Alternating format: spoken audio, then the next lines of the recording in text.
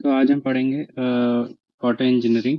Waste water engineering का lecture पढ़ा है यूट्यूब चैनल पे मेरे। तो आप उसे देख लीजिएगा। वाटर इंजीनियरिंग आज हम पढ़ते हैं, ठीक है। तो शुरू करते हैं। तो व्हाट इज वाटर इंजीनियरिंग?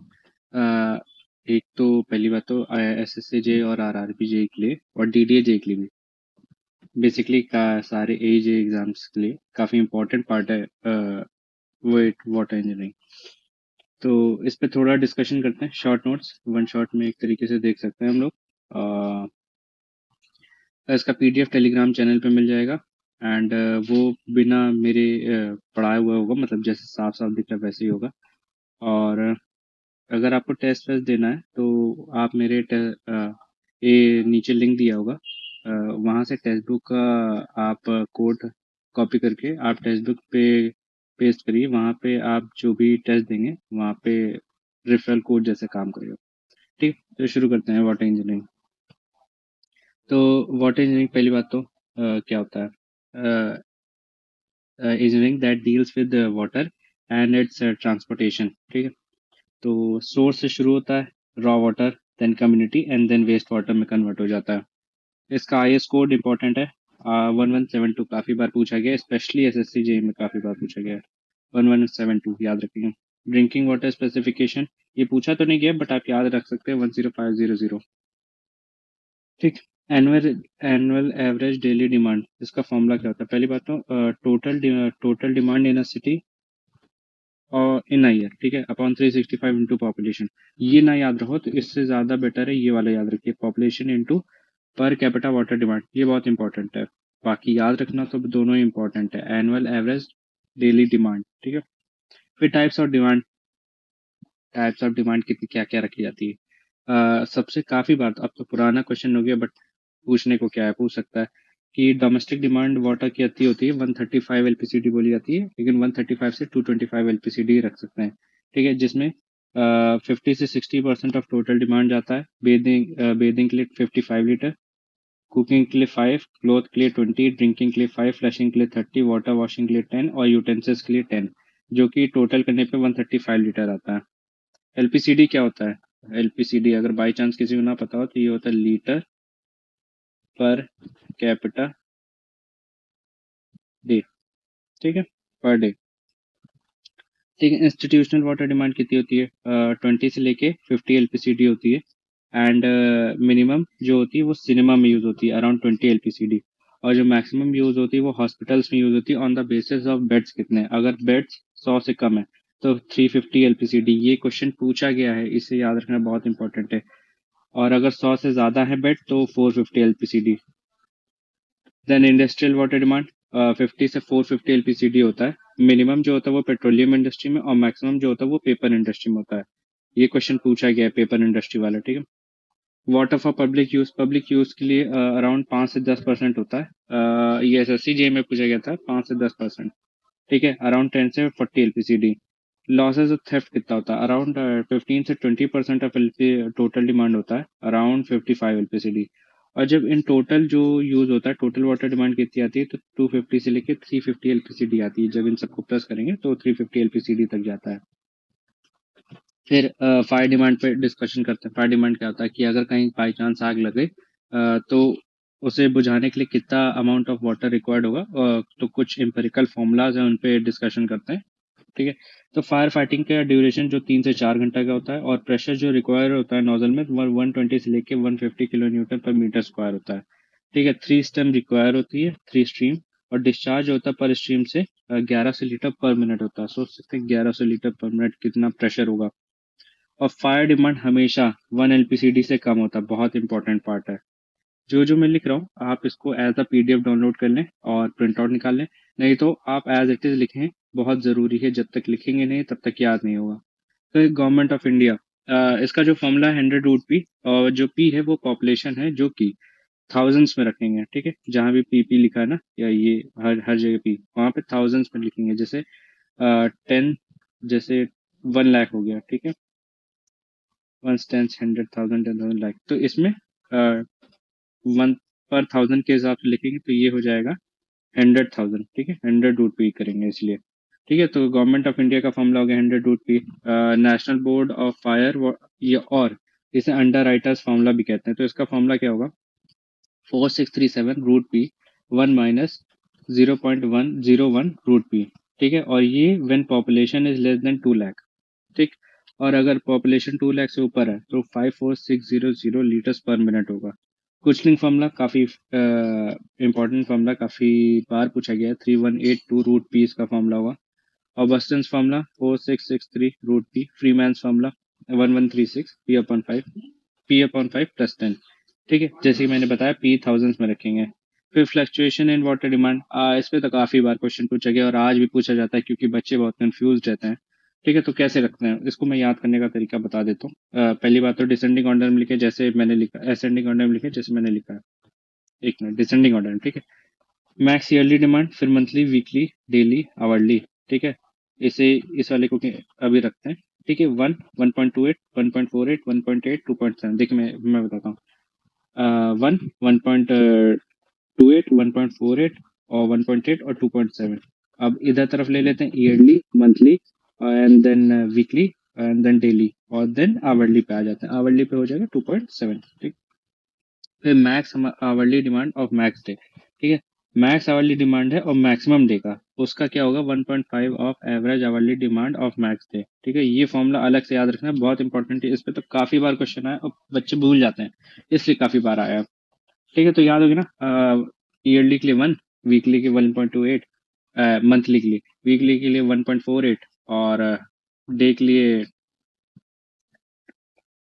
1.8 और आवरली के लिए 2.7।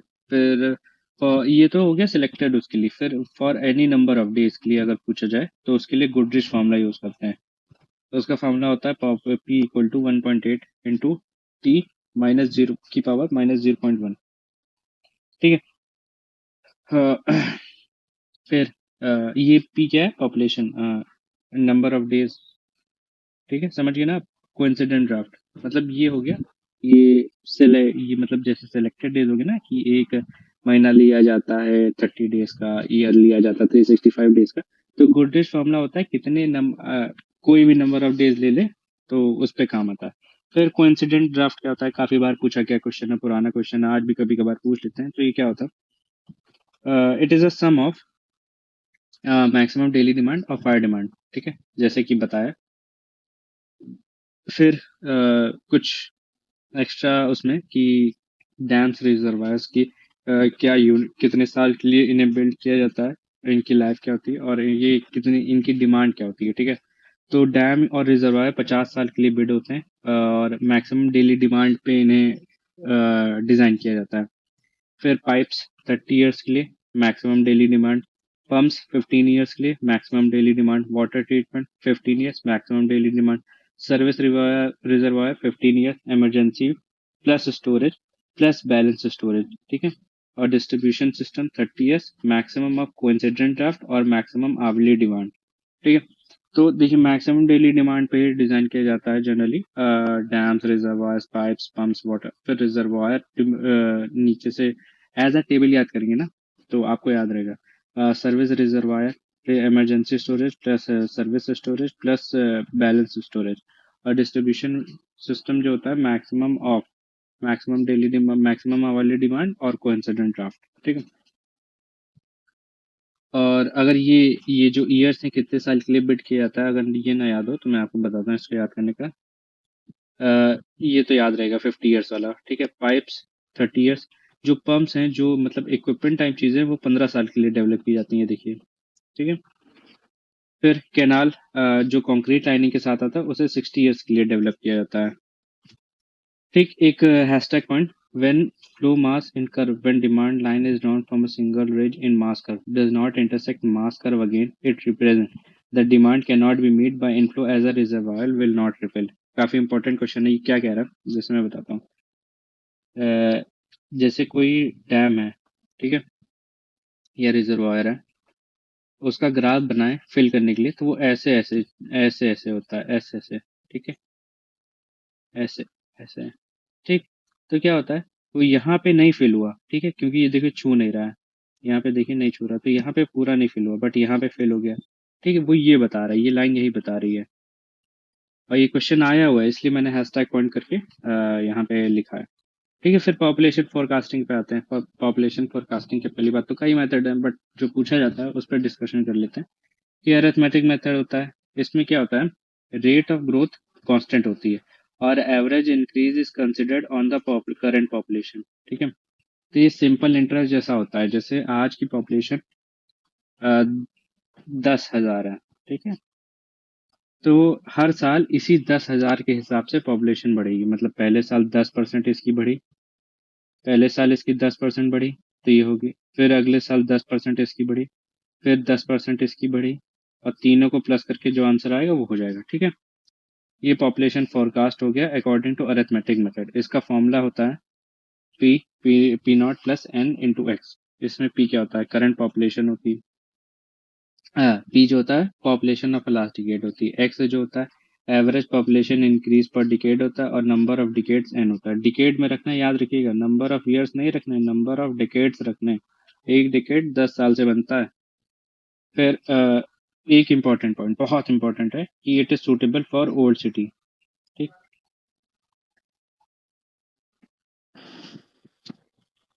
फिर ज्योमेट्रिक इंक्रीज मेथड पे बात करते हैं। ये क्या होता है, ये कंपाउंडिंग तरीके से काम करता है।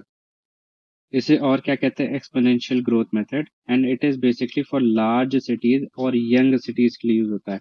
ठीक है, इसमें जो रेट ऑफ ग्रोथ होता है इस कांस्टेंट, जैसे 10% इंक्रीज कर रही है तो हर साल 10% से इंक्रीज करेगी, but being compounded every year. ठीक है, जैसे क्या हुआ, 10,000 पॉपुलेशन थी, ठीक, तो पहले साल 10% से हुई, तो ये हो गया 10,100। ठीक, फिर अगले साल इसी 10% पे इंक्रीज होगी। ठीक है, तो ये कितना हो जाएगा, जो भी होगा एक्स अमाउंट। ठीक है, उस पे फिर 10% होगा तीसरे साल। ठीक है, तो ये कंपाउंडिंग तरीके से बढ़ती है। इसका फॉर्मूला पी नॉट 1+r/100 की पावर एन। ये कंपाउंड इंटरेस्ट का फॉर्मूला आपने कई बार पढ़ा होगा। Suitable for new cities. ठीक है, you new and young cities. फिर incremental increase method, rate of growth is not constant, पहली बात। ठीक है, अभी तक रेट ऑफ ग्रोथ जो था, वो जो परसेंटेज इंटरेस्ट जो भी कह सकते हैं, वो कांस्टेंट था। may either increase or decrease, or method used when city is unknown, पहली बात, and gives best result। Formula ये है, जो कि कई नहीं पूछा जाता है, ईएससी वीएससी में पूछा जाता है, नहीं तो इसको आप ना भी याद रखें तब भी चलेगा। फिर decreasing rate of growth method, suitable when rate of growth of population decrease with time and approaches saturation population.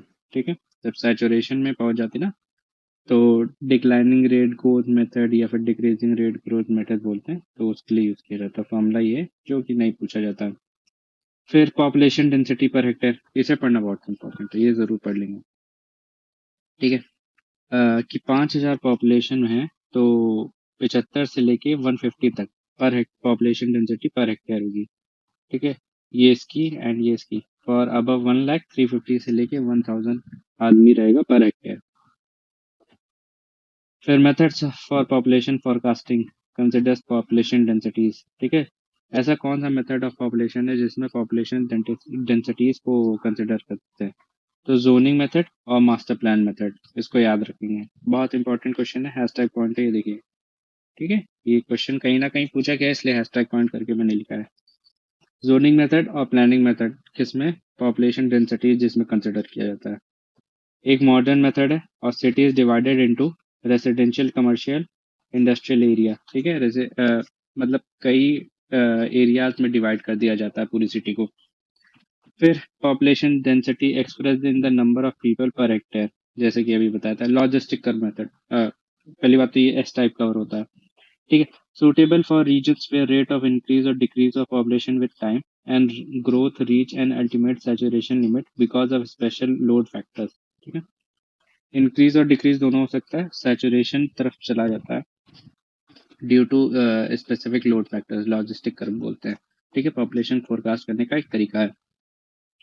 फिर वाटर की कुछ फिजिकल कैरेक्टरिस्टिक्स पढ़ सकते हैं, पढ़ेंगे, और उनकी कितनी लिमिटेशन होनी चाहिए उस वो पढ़ेंगे। ठीक है, सेफ और एक्सेप्टेबल लिमिट्स। तो सस्पेंडेड सॉलिड्स, सस्पेंडेड सॉलिड्स क्या होते हैं? देखिए, जैसे आप कभी पानी को रखेंगे और थोड़ी देर छोड़ देंगे तो एक पतली सी लेयर टाइप चमकती है ऊपर तरफ तैरते हुए, उसे कहते हैं सस्पेंडेड सॉलिड्स। ठीक है, और वही टीडीएस की वजह से होता है। ठीक है, सस्पेंडेड सॉलिड्स वो भी वही होता है, बट थोड़ा और स्मॉलर फॉर्म्स में। तो it is measured by gravimetric method. पहली बात बहुत इंपॉर्टेंट है, ग्रेवियोमेट्रिक मेथड से मेजर करते हैं। परमिसिबल लिमिट जो होती है इन ड्रिंकिंग वाटर 30 मिलीग्राम पर लीटर होती है। एंड इनऑर्गेनिक सॉलिड्स कौन कौन से होते हैं? इनऑर्गेनिक जैसे सिल्ट हो गया, ग्रेवल हो गया, देन सैंड्स हो गई, क्लेज हो गया, ये इनऑर्गेनिक्स में आ गया। ठीक है, और ऑर्गेनिक्स में जैसे क्या क्या आता है? प्लांट फाइबर्स हो गए, एल्गी हो गया, ठीक है, नाइट्रोजन हो गया और फोस्फेट हो गया, ये सब ऑर्गेनिक में आ गया। ठीक है, फिर साइज क्या होता है? ठीक है, साइज पढ़ेंगे हम लोग, बहुत इंपॉर्टेंट। सस्पेंडेड सॉलिड्स, ठीक है, सबसे छोटे सॉलिड्स होते हैं, नहीं, सस्पेंडेड सॉलिड सबसे बड़े सॉलिड्स होते हैं, फिर कोलाइडल्स होते हैं, देन डिजॉल्व सॉलिड्स होते हैं। डीएस जो होता है वो डिजॉल्व सॉलिड्स होता है, और सबका साइज यहाँ लिखा है। ठीक, फिर टर्बिडिटी पे आते हैं। ये क्या होता है? Measure of extent which light is either absorbed or scattered due to dissolved solids or suspended solids। Tyndall effect पढ़ा होगा आपने, तो ये टिंडल इफेक्ट को ही शो करता है। ठीक है, टर्बिडिटी एक तरीके से उसी से रिलेटेड है कि व्हेन लाइट पास की जाती है तो एब्जॉर्ब या फिर स्कैटर्ड होगी ड्यू टू दिस टर्बिडिटी। तो एक्सेप्टेबल लिमिट जो होती है वो 500 मिली। देखिए, लिमिट्स याद रखना बहुत जरूरी है, लिमिट्स हर पेपर में आती है और बहुत इंपॉर्टेंट है। ठीक है, एक्सेप्टेबल लिमिट 500 मिलीग्राम पर लीटर और rejection limit 2000 milligram per liter है। Turbidity is inversely proportional to size of particles। Turbidity is directly proportional to suspended solids is directly proportional to fineness, याद रखना। ठीक है, फिर मेथड्स टू मेजर टर्बिडिटी। देखिए, turbidity को major करने के लिए कई मेथड होते हैं। ठीक है? इसमें से पहला है टर्बिडिटी रॉड मेथड, बहुत ही लेमैन मेथड है, बेसिक सा मेथड है, फील्ड मेथड है, आप तुरंत कर सकते हैं। Field method measured using SiO2 scales. ठीक है, याद रखेंगे SiO2 यूज होता है, silicon dioxide. Rod is immersed in the water and up till platinum needle gets disappeared. एक प्लैटिनम निडल लगी होती है, तब तक वहां पे कुछ मार्किंग्स होती है और तब तक डुबोया जाता है पानी में, जब तक प्लैटिनम निडल जो होती है वो डिसअपेयर ना कर जाए। ठीक है, ऐसे मेजर हो जाता है। फिर जैक्सन टर्बिडिटी मेथड, तो ये जो मेथड होता है, ये देखिए ड्रिंकिंग वाटर के लिए नहीं यूज़ किया जाता है, ये generally water waste water treatments में इनमें यूज़ किया जाता है। देखिए, मैंने लिखा भी है, वाटर सप्लाई के लिए नहीं यूज़ किया जाता है, और ऐसे वाटर के लिए यूज़ किया जाता है जिसकी जो टर्बिडिटी है वो 25 से ज़्यादा हो। ठीक है, स्टैंडर्ड यूनिट जीटी होती है, जिसका फुल फॉर्म है जैक्सन टर्बिडिटी यूनिट।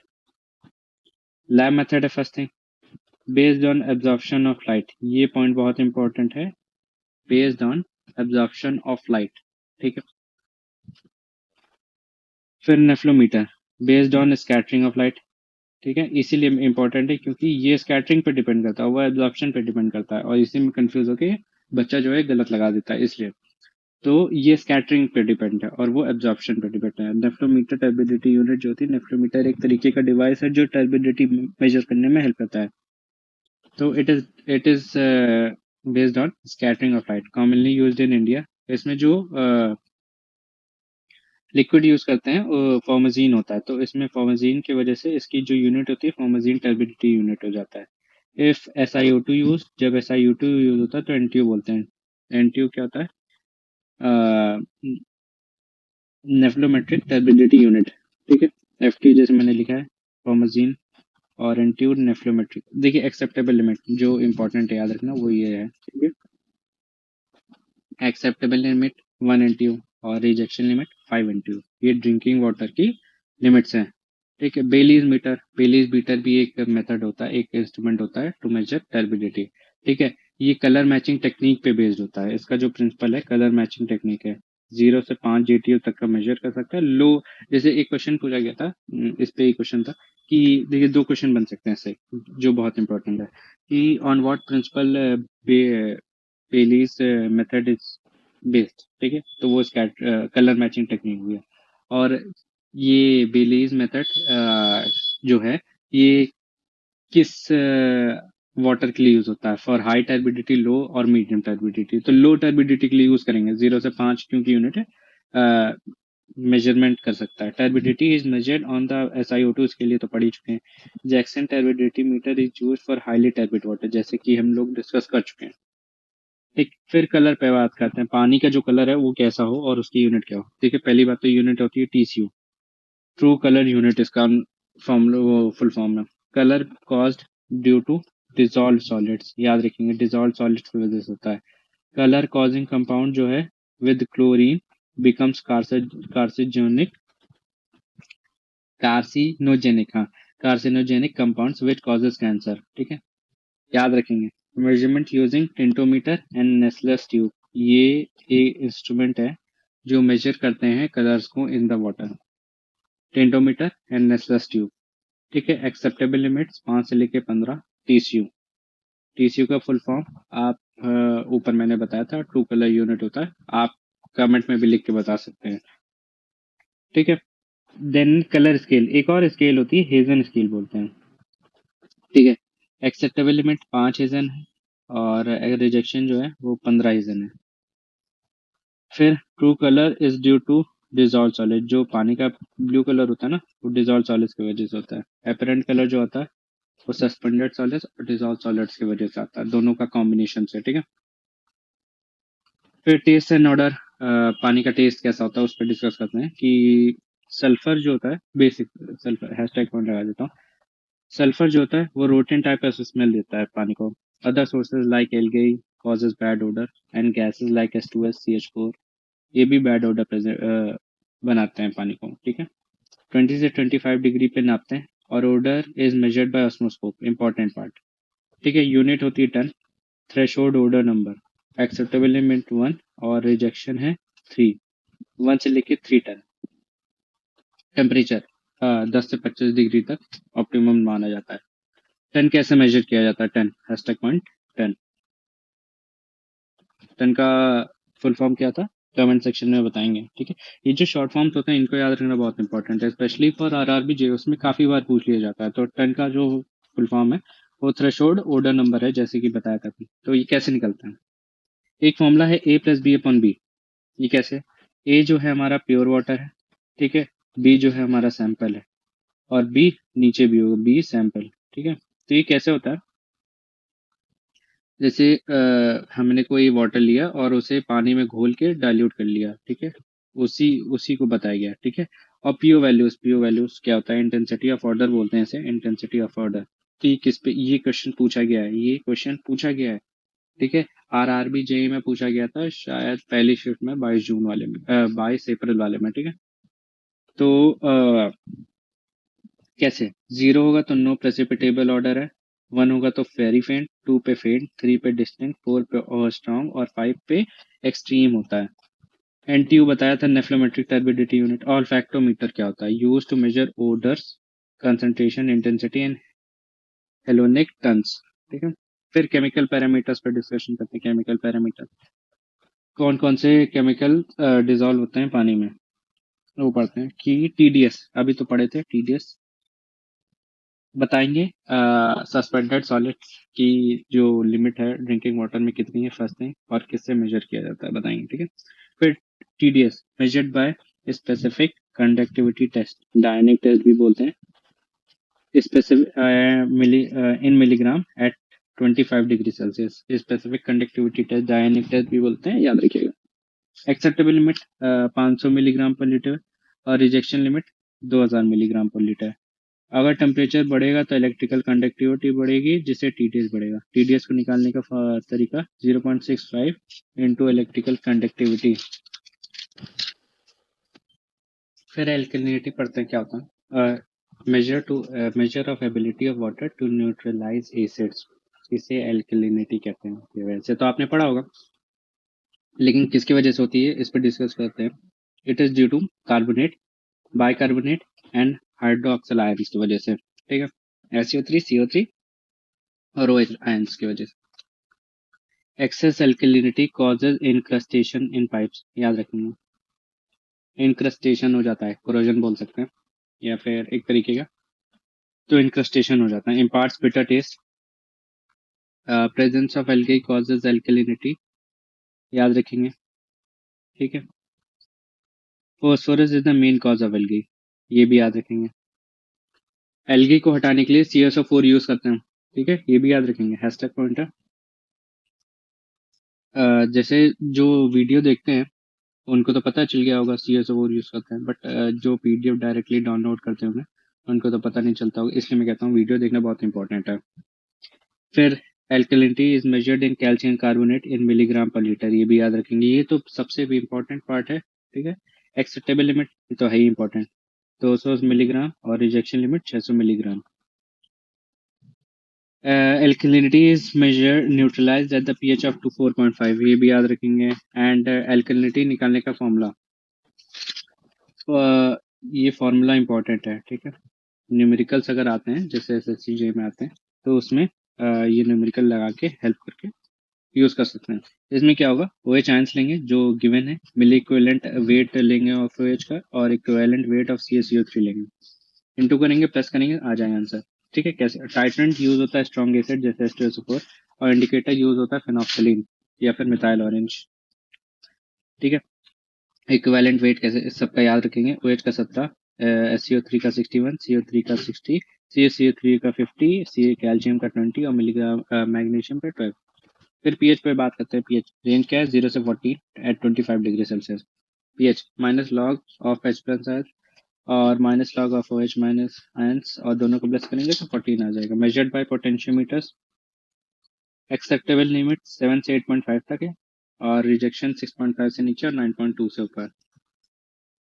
फिर हार्डनेस पर डिस्कशन करते हैं। Hardness, ability of water to destroy surfactant property of soap. ठीक है, वाटर की ऐसी प्रॉपर्टी जो डिस्ट्रॉय कर दे सरफेक्टेंट प्रॉपर्टी ऑफ सोप।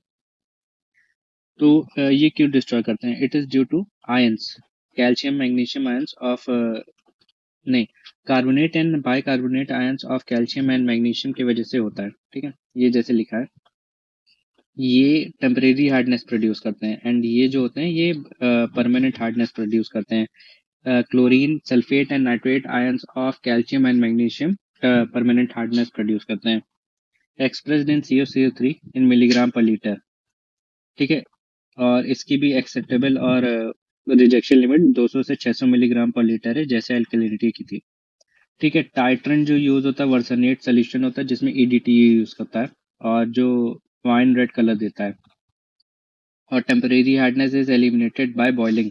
ये सब तो आपने पढ़ा होगा, लेकिन इसमें जो एक्सेप्टेबल और रिजेक्शन लिमिट है वो याद रखनी है।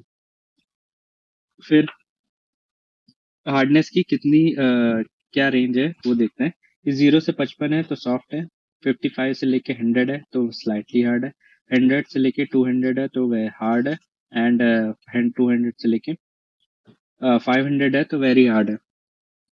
देन सोल्यूशन, देखिए ये SSCJ में पूछा गया था।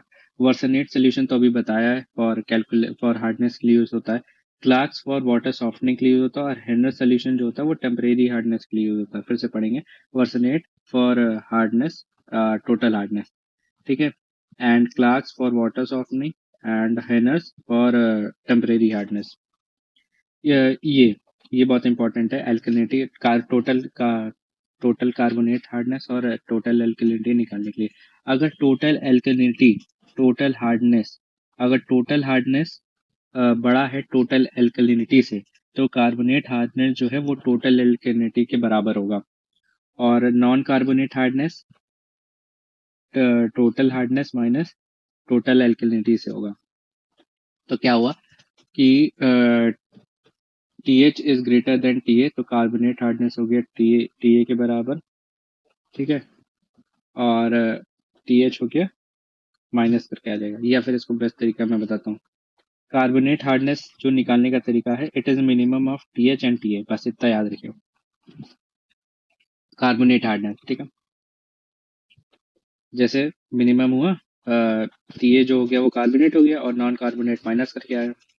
ठीक है, फिर अगर इसमें TH मिनिमम हो गया, तो कार्बोनेट हार्डनेस हो जाएगा TH और टोटल कार्बोनेट हार्डनेस हो जाएगा 0। याद रखेंगे, टोटल कार्बोनेट हार्डनेस होती है TH की वजह से, नॉन कार्बोनेट हार्डनेस होती है TH की वजह से। फिर क्लोराइड क्लोराइड कंटेंट कैसे निकालते हैं? मोहर सोल्यूशन से निकालते हैं। पहली बात तो मोहर मेथड से। टाइट्रेंट KgNO3 यूज होता है, सिल्वर नाइट्रेट जिसे बोलते हैं, और इंडिकेटर यूज होता है KMnO4, K2Cr2O4। ठीक। पोटेशियम क्रोमेट बोलते हैं।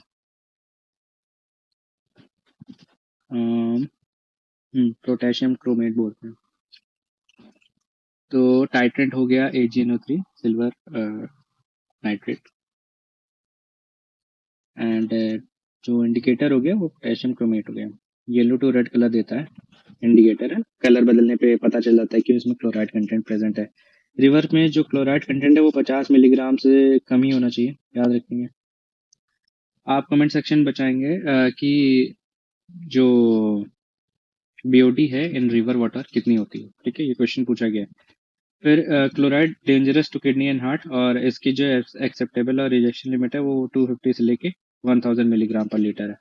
Nitrogen, presence of nitrogen represent organic matter. First thing काफी बार पूछा गया है। नाइट्राइट इज मोस्ट डेंजरस, इसलिए इसकी लिमिट जो होती है वो 0 होती है। फ्री अमोनिया और ऑर्गेनिक अमोनिया को प्लस करेंगे तो किल्डन अमोनिया कहा जाता है। Ammonia affect baby causes disease called methemoglobinemia और ब्लू बेबी डिजीज। याद रखेंगे, काफी बार पूछा गया है कि ब्लू बेबी डिजीज को और क्या कहते हैं, या फिर किसकी वजह से कॉज होता है। अमोनिया नाइट्रेट की वजह से भी यूज होता है। फिर एक्सेप्टेबल और परमिसेबल लिमिट्स जो होती है, फ्री अमोनिया की 0.15, ऑर्गेनिक अमोनिया एल्यूमिनाइड अमोनिया भी बोलते हैं, इसकी 0.30, और नाइट्राइट की 0 एंड नाइट्रेट की 45 मिलीग्राम पर लीटर। ये पार्ट को भी याद रखना बहुत इंपॉर्टेंट है। ठीक है, फ्री अमोनिया रीसेंट पॉल्यूशन को बताता है, organic ammonia indicate into partial decomposition हो गया, नाइट्राइट डिकम्पोजिशन हो रहा है और नाइट्रेट डिकम्पोजिशन कंप्लीट हो चुका है। ठीक है, फिर फ्लोराइड फ्लोराइड की जो पहली बात तो काफी बार क्वेश्चन पूछा गया है कि फ्लोराइड को जो एक्सेप्टेबल और रिजेक्शन लिमिट है वो क्या है। 1 है एक्सेप्टेबल और रिजेक्शन है 1.5, और फ्लोराइड को रिमूव करने के लिए नालगुंदा टेक्निक और प्रशांति टेक्निक यूज करते हैं। ठीक है, याद रखेंगे, हैशटैग पॉइंट है, आखिरी पेज पे शायद मिलेगा। Excess result in discolouration of teeth called mottling of teeth, याद रखेंगे। ठीक है, एक्सेस हो गया तो डिस्कलरेशन हो जाएगा, और कम पड़ गया जैसे 0.5 मिलीग्राम पर लीटर से कम पड़ गया तो बोन फ्लोरोसिस हो जाएगा। इसमें क्या होता है, बोन कमजोर पड़ जाती है। एक्सेप्टेबल और रिजेक्शन लिमिट बताई दी थी। फिर डिजॉल्व O2 डीओ जिसे बोलते हैं, फ्रेश वाटर में जनरली 4 मिलीग्राम पर लीटर होनी चाहिए, और अगर ज्यादा हो गई डीओ, अगर ज्यादा हो गई तो कोरोजन कॉज कर देता है। ठीक है, एसिडिटी भी बढ़ा देता है। तो डिजॉल्व O2 रिंकलर्स मेथड यूज करते हैं। Titrant sodium थ्रियोसल्फेट। टाइट्रेंट देखिए, दो चीज़ों का याद रखना बहुत इंपॉर्टेंट है, एक है हार्डनेस वाला, एक है एल्कलिनिटी वाला, दोनों याद रखना बहुत इंपॉर्टेंट है।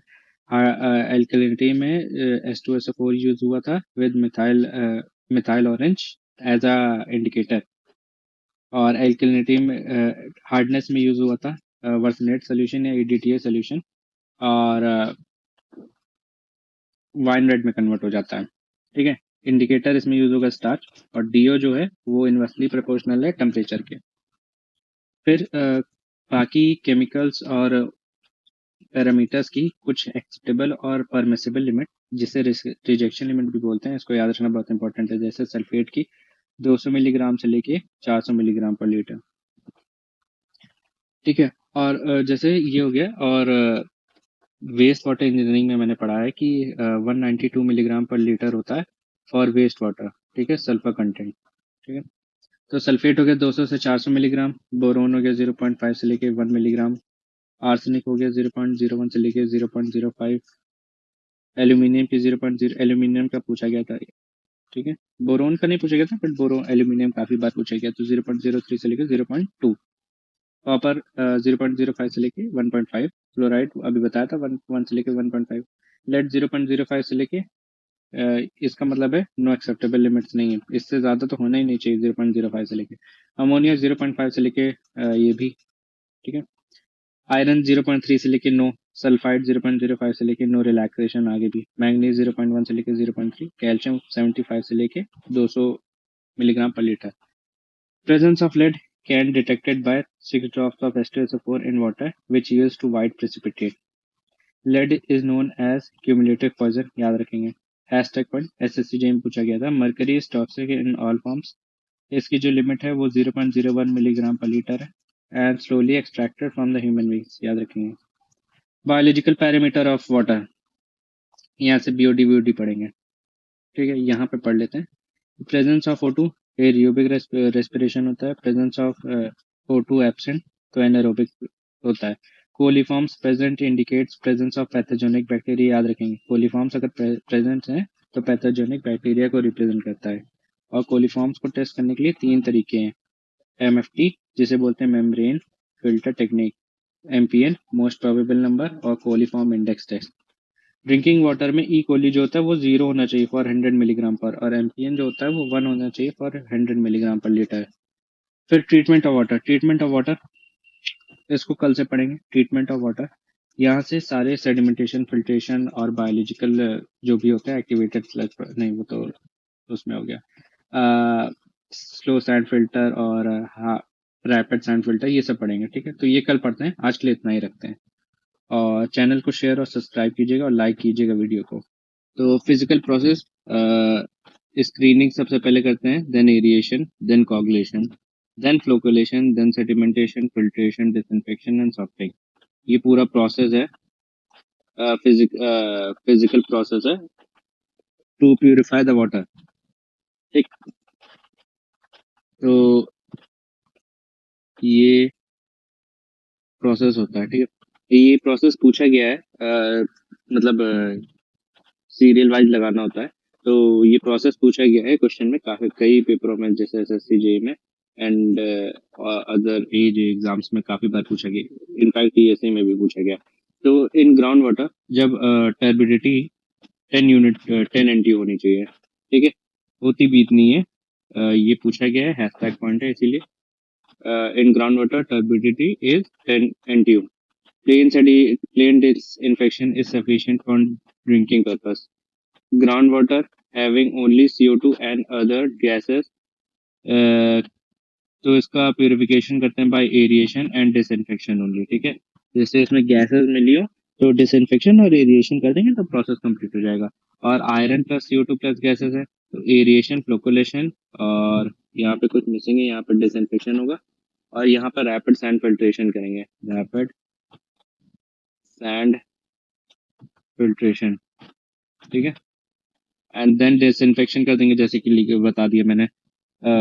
Then surface water with turbidity less than 50 NTU, जब 50 NTU से कम होगी तब सेडिमेंटेशन करेंगे, slow sand filtration and then disinfection.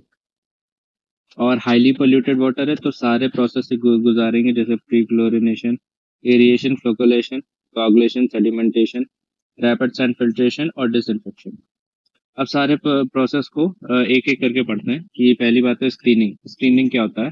Removing of floating particles, उसे स्क्रीनिंग कहते हैं। जैसे पेपर हो गया, वुड हो गया, कैंस हो गए, ये सब बड़े पार्टिकल्स होते हैं ना, तो इन्हें स्क्रीनिंग के थ्रू रिमूव किया जाता है। Screens are made of iron और एल्यूमिनियम, ठीक है। स्क्रीन देखिए 3 तरीके की होती है, कोर्स, फाइन और मीडियम। कोर्स में जो स्पेसिंग होती है वो 50 से 100 mm होती है। ये पूछा गया हुआ क्वेश्चन है इसलिए मैंने लिखा है, ठीक है। और फाइन में स्पेसिंग होती है 1 से 3 mm की, और मीडियम में होती है 6 से 4 mm की। एक बार फिर से बोलेंगे, फाइन 1 से 3, 6 से 4 मीडियम, और 50 से 100 कोर्स। डाया जो होता है वो 100 से 25 mm होता है। एरिएशन, एरिएशन क्या होता है? Process of removal of dissolve gases and mix O2, ठीक है। It changes colour and odour, ठीक है। एरिएशन से क्या होता है? कलर और ओडर चेंज होता है, और कुछ टाइप ऑफ मेटल्स भी रिमूव हो जाते हैं, ठीक है। Aeration increase acidity, first thing. Aeration removes phenols, humic acids and मैंने बताया था ना एसिड्स, जो कि iron and manganese. Methods, spray nozzles use करते हैं, कैस्केड एरिएटर यूज करते हैं, spray tower and diffuse air aerator. सबसे बेस्ट होता है स्प्रे टावर, सबसे बेस्ट होता है ट्रे टावर, ठीक है। और जो स्प्रे टावर होता है वो remove CO2 up to 90% and H2S up to 99%। Sedimentation process, it removes suspended solids of specific gravity greater than 1। ठीक है, सस्पेंडेड सॉलिड्स को रिमूव करने के लिए होता है। तीन तरीके के सॉलिड्स होते हैं, dissolve, suspended, colloidal and dissolve. ठीक है, तो ये सस्पेंडेड सॉलिड्स के लिए होता है। सस्पेंडेड सॉलिड्स तीनों में से सबसे बड़े होते हैं। डिस्क्रीट टाइप ऑफ सेटलिंग होती है अकॉर्डिंग टू स्टोक्स लॉ। ये याद रखेंगे किस तरीके की सेटलिंग होती है, डिस्क्रीट टाइप। सेटलिंग वेलोसिटी कैसे निकलती है, इस फॉर्मूले से, GD² G-1/18 म्यू। फिर settling velocity depends upon size of particles, directly proportional to 2 times of settling। Specific gravity is directly proportional to setting, और viscosity is inversely proportional to setting। ठीक, फिर सरफेस लोडिंग रेट के बारे में बात करते हैं, जिसे सरफेस ओवरफ्लो रेट भी कहते हैं और ओवरफ्लो वेलोसिटी बोलते हैं। ठीक है, ये एक काफी इंपॉर्टेंट फॉर्मूला है। ये क्या बताता है कि कितनी तेजी से, क्या वेलोसिटी से हम किसी भी जैसे कि गिवन एरिया में किस तेजी से जो पोल्यूटेड वाटर है वो, जैसे फिल्टर मीडिया। ठीक है, मैं बताता हूँ कैसे। ये फिल्टर मीडिया है, ठीक, इस फिल्टर मीडिया पे किस वेलोसिटी से हम अपने पोल्यूटेड वाटर को इस पे स्प्रेड करेंगे ताकि प्यूरिफिकेशन हो सके। ठीक है, तो डिस्चार्ज अपॉन सरफेस एरिया इसका फॉर्मूला है सरफेस ओवरलोडिंग रेट का। ठीक है, डिस्चार्ज का फॉर्मूला था volume of tank upon time और upon surface area. Surface area equal to volume upon height of tank से भी निकाल सकते हैं। फिर volume of tank discharge into TD जो होता है वो हमारा डिटेंशन टाइम होता है। डिटेंशन टाइम वो होता है कि कितनी देर लगी उसे एक पार्टिकल को पास होने में through a given length of a tank कह सकते हो।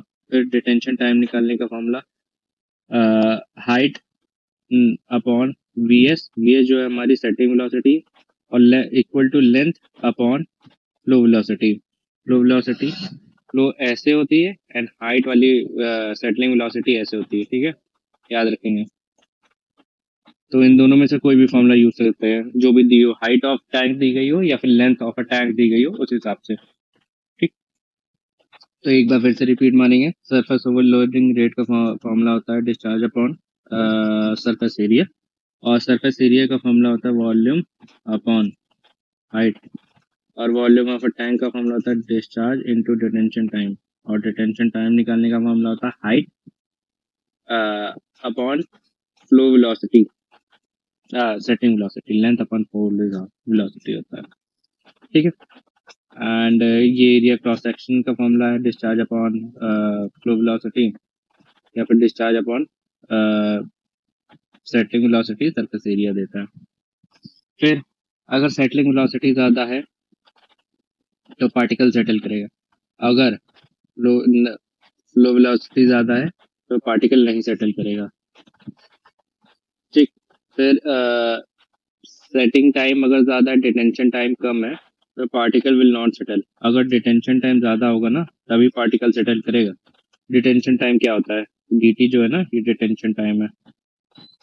Detention time, average time required by the water to move from inlet to outlet. ठीक है, और इसका PDF जो होगा वो आपको टेलीग्राम चैनल पे मिल जाएगा। टेलीग्राम चैनल का जो लिंक है वो आपको डिस्क्रिप्शन में मिल जाएगा, वहाँ से आप PDF डाउनलोड कर सकते हैं। ठीक, सरफेस ओवरलोडिंग रेट की जो यूनिट होती है वो मीटर क्यूब पर मीटर स्क्वायर पर डे होती है। डिटेंशन टाइम सेडिमेंटेशन टाइम का होता है 4 से 8 घंटा प्लेन सेडिमेंटेशन, और अगर कोगुलेशन भी करेंगे तो 2 से 4 घंटा हो जाता है, आधा हो जाता है। ठीक है, surface overloading rate is affected by temperature and density of particles. Flow velocity sedimentation tank में 0.3 मीटर पर मिनट रखते हैं, ये याद रखना ज़रूरी है। बाकी इसकी जो लिमिट होती है वो 0.15 पर मीटर पर मिनट से लेके 0.90 मीटर पर मिनट तक जाती है, नहीं तो 0.30 मीटर में पर मिनट याद रखें। ट्यूब सेटलर्स, अगर जो ट्यूब सेटलर्स ट्यूब शेप में होते हैं और इनका डिटेंशन टाइम 10 मिनट से भी कम होता है। सेडिमेंटेशन टैंक का लेंथ अपॉन ब्रेथ का जो रेशियो होता है वो 3 होता है। Surface overloading rate for plain sedimentation 12,000 से लेके 18,000 लीटर पर मीटर स्क्वायर पर डे होता है। या फिर इसे ऐसे भी लिख सकते हैं 12 से 18 मीटर क्यूब पर मीटर स्क्वायर पर डे। ठीक, क्योंकि 1000 litre equal to 1 metre cube होता है। ठीक, और surface overloading with coagulation and plus sedimentation है तो वो हो जाएगा 24 से लेके 30 मीटर क्यूब पर मीटर स्क्वायर पर डे। फिर कोआगुलेशन पे आते हैं। कोआगुलेशन कोआगुलेशन देखिए दो तरीके से होता है, पार्टिकल डिस्टेबलाइजेशन से और एग्लोमेरेशन से। दो तरीके हैं, particle destabilisation and agglomeration. Zeta potential क्या होता है, ये काफी बार पूछा गया क्वेश्चन है। जीटा पोटेंशियल क्या होता है वो पढ़ते हैं कि potential required to penetrate layer of ions for making destabilisation. ये क्या होता है, कितना एनर्जी चाहिए होती है पार्टिकल को डिस्टेबलाइज करने के लिए आयंस को, ताकि कोआगुलेशन हो सके। कोआगुलेशन के बाद जो प्रोसेस होता है वो फ्लोकुलेशन होता है, सेडिमेंटेशन होता है। लेकिन कोआगुलेशन क्या होता है, जैसे एक कोई पार्टिकल है, जैसे ले लेते हैं एक्टिवेटेड कार्बन, तो क्या होता है वो पॉल्यूटेड पार्टिकल्स जो पॉल्यूशन फैलाते हैं उनको अपनी तरफ चिपका लेता है। ठीक है, डिस्टेबलाइज करके अपनी तरफ चिपका लेता है, जैसे ये चिपक गया। ठीक है, ये चिपक गया। ठीक, और फिर ये जब चिपक जाते हैं तो ये सेटल डाउन होता है। ठीक है, ये इतना बड़ा टैंक था तो सेटल डाउन हो रहा है। इस सेटलिंग डाउन के प्रोसेस को फ्लोकुलेशन कहते हैं, और जो चिपकता है उसे कोगुलेशन कहते हैं। फिर फ्लोकुलेशन के बाद सेडिमेंटेशन किया जाता है। कोगुलेंट कौन कौन से यूज होते हैं, देखिए सबसे बेसिक और ज्यादातर यूज जो किया जाता है और पेपर में भी जो सबसे ज्यादा पूछा जाता है वो है एलम। एलम इसे हिंदी में फिटकरी आपने सुना होगा, सबके घर में होती है, वो होता है। इसका फॉर्मूला ना एल्यूमिनियम सल्फेट इसका नाम है, और इसका जो फॉर्मूला होता है वो Al2SO4 whole thrice dot 18H2O होता है। देखिए ड्रिंकिंग पर्पस के लिए यूज किया जाता है। कॉपरस और क्लोरीनेटेड कॉपरस और सोडियम एल्यूमिनेट भी यूज किया जाता है। कॉपरस का जो फॉर्मूला FeSO4.7H2O। ठीक, ये सीवेज सीवरेज पर्पस के लिए यूज होता है। और क्लोरीनेटेड कॉपरस ये भी सीवरेज पर्पस के लिए यूज होता है। फिर सोडियम एल्यूमिनेट ये बॉयलर्स में यूज होता है। ये ड्रिंकिंग पर्पस या फिर सीवरेज में नहीं यूज होता है, ये बॉयलर्स में यूज होता है। फिर एलम पे डिस्कशन करता है। एलम देखिए, एलम पे डिस्कशन करना इसलिए इम्पोर्टेंट है क्योंकि एलम काफी बार पूछा गया, एलम पे अलग अलग तरीके से अलग अलग क्वेश्चन, इसलिए थोड़ा बहुत डिस्कशन इम्पोर्टेंट है इस पे। तो एलम एलम फॉर्मूला बता ही दिया था, Al2SO4 होता है डॉट 18H2 होता है। ठीक है, इट रिएक्ट्स विद एल्किलिनिटी। वाटर में एल्किलिनिटी प्रेजेंस होना बहुत जरूरी है टू रिएक्ट, और अगर ना हो तो इंट्रोड्यूस कर देते हैं बाय लाइम, जैसे मैंने लिखा होगा कहीं। हाँ, if alkalinity is not present then it is induced by lime और सोडा ऐश, याद रखेंगे सोडा ऐश। ठीक, tends to increase hardness and decrease pH. Hardness को इंक्रीज कर देता है जो CSO4, एंड पीएच को डिक्रीज कर देता है ड्यू टू CO2। याद रखेंगे, tends to increase hardness and decrease CO2 and works in the range of pH 6.5 से लेके 8.5, ये भी याद रखेंगे। Remove taste, colour, organism, micro organism, और डिक्रीज इन pH की तो बहुत डिस्कशन हो ही गया था। फिर एल्कलिनिटी रिक्वायर कितनी चाहिए, 0.45 इंटू LM का डोसेज कितना है, इससे एल्कलिनिटी निकल आएगी। नॉर्मल डोसेज में जो LM यूज होता है वो 10 से लेके 30 मिलीग्राम पर लीटर यूज होता है। डोज जो डिटरमाइन की जाती है एलएम की वो जार टेस्ट से यूज की जाती है, और 6 जार यूज होते हैं। ये दोनों पूछे हुए क्वेश्चन है, ये दोनों। ठीक, then coagulation, flocculation, sedimentation is carry down clariflocculator. Clariflocculator क्या होता है, जैसे एक रॉड है उसके ये पंख लगे हैं। ठीक है, ये पंख लगे हैं,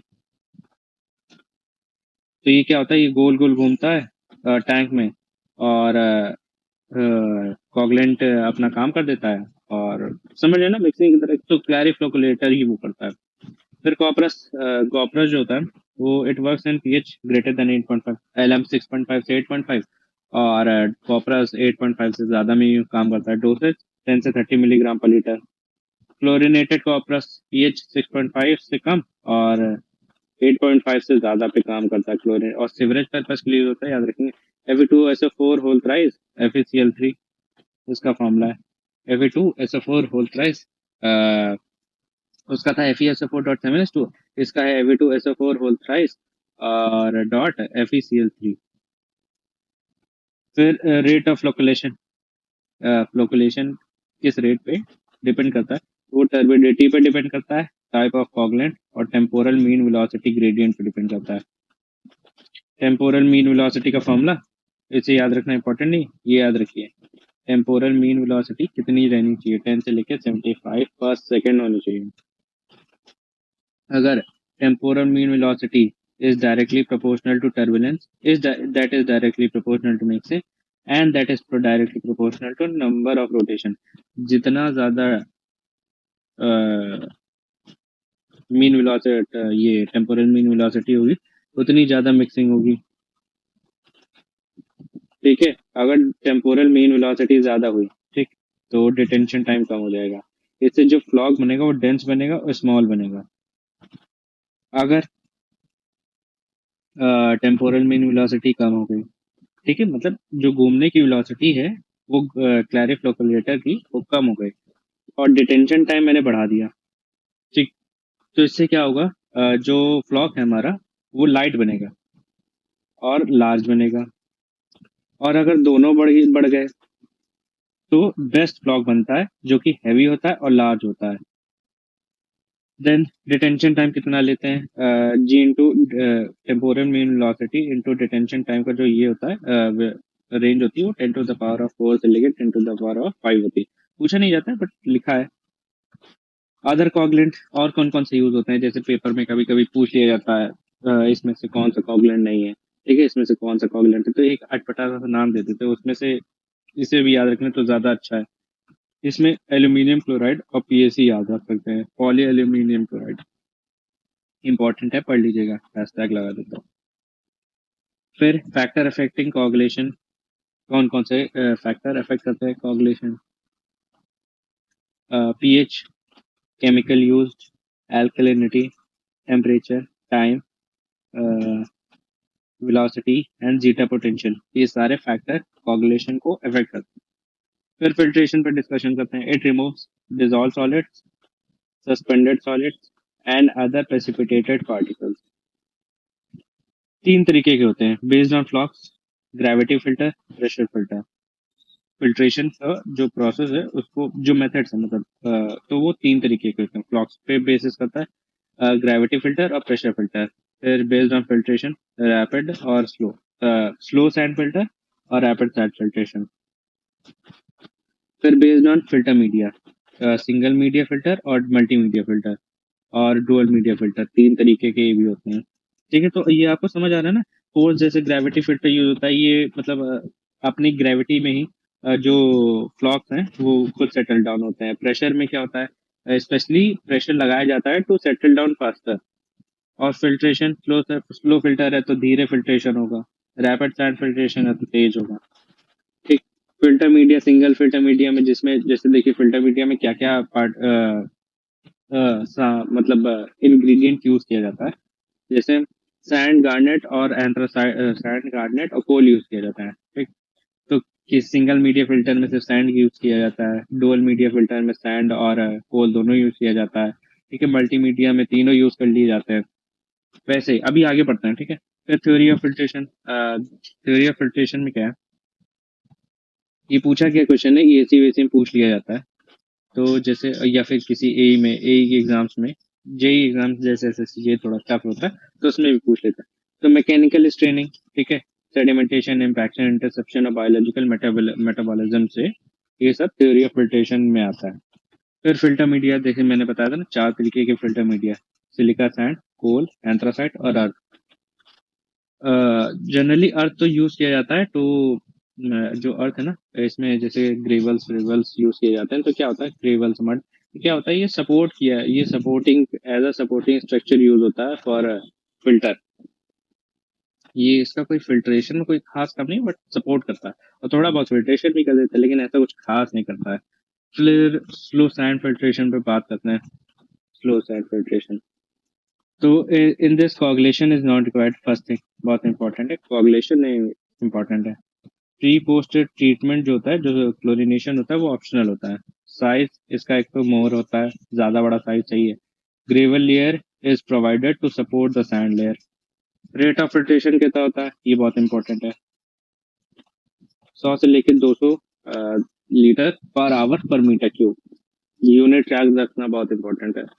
फिर पार्टिकल रिमूविंग एफिशिएंसी कितनी है, 98 से लेके 99% तक होती है।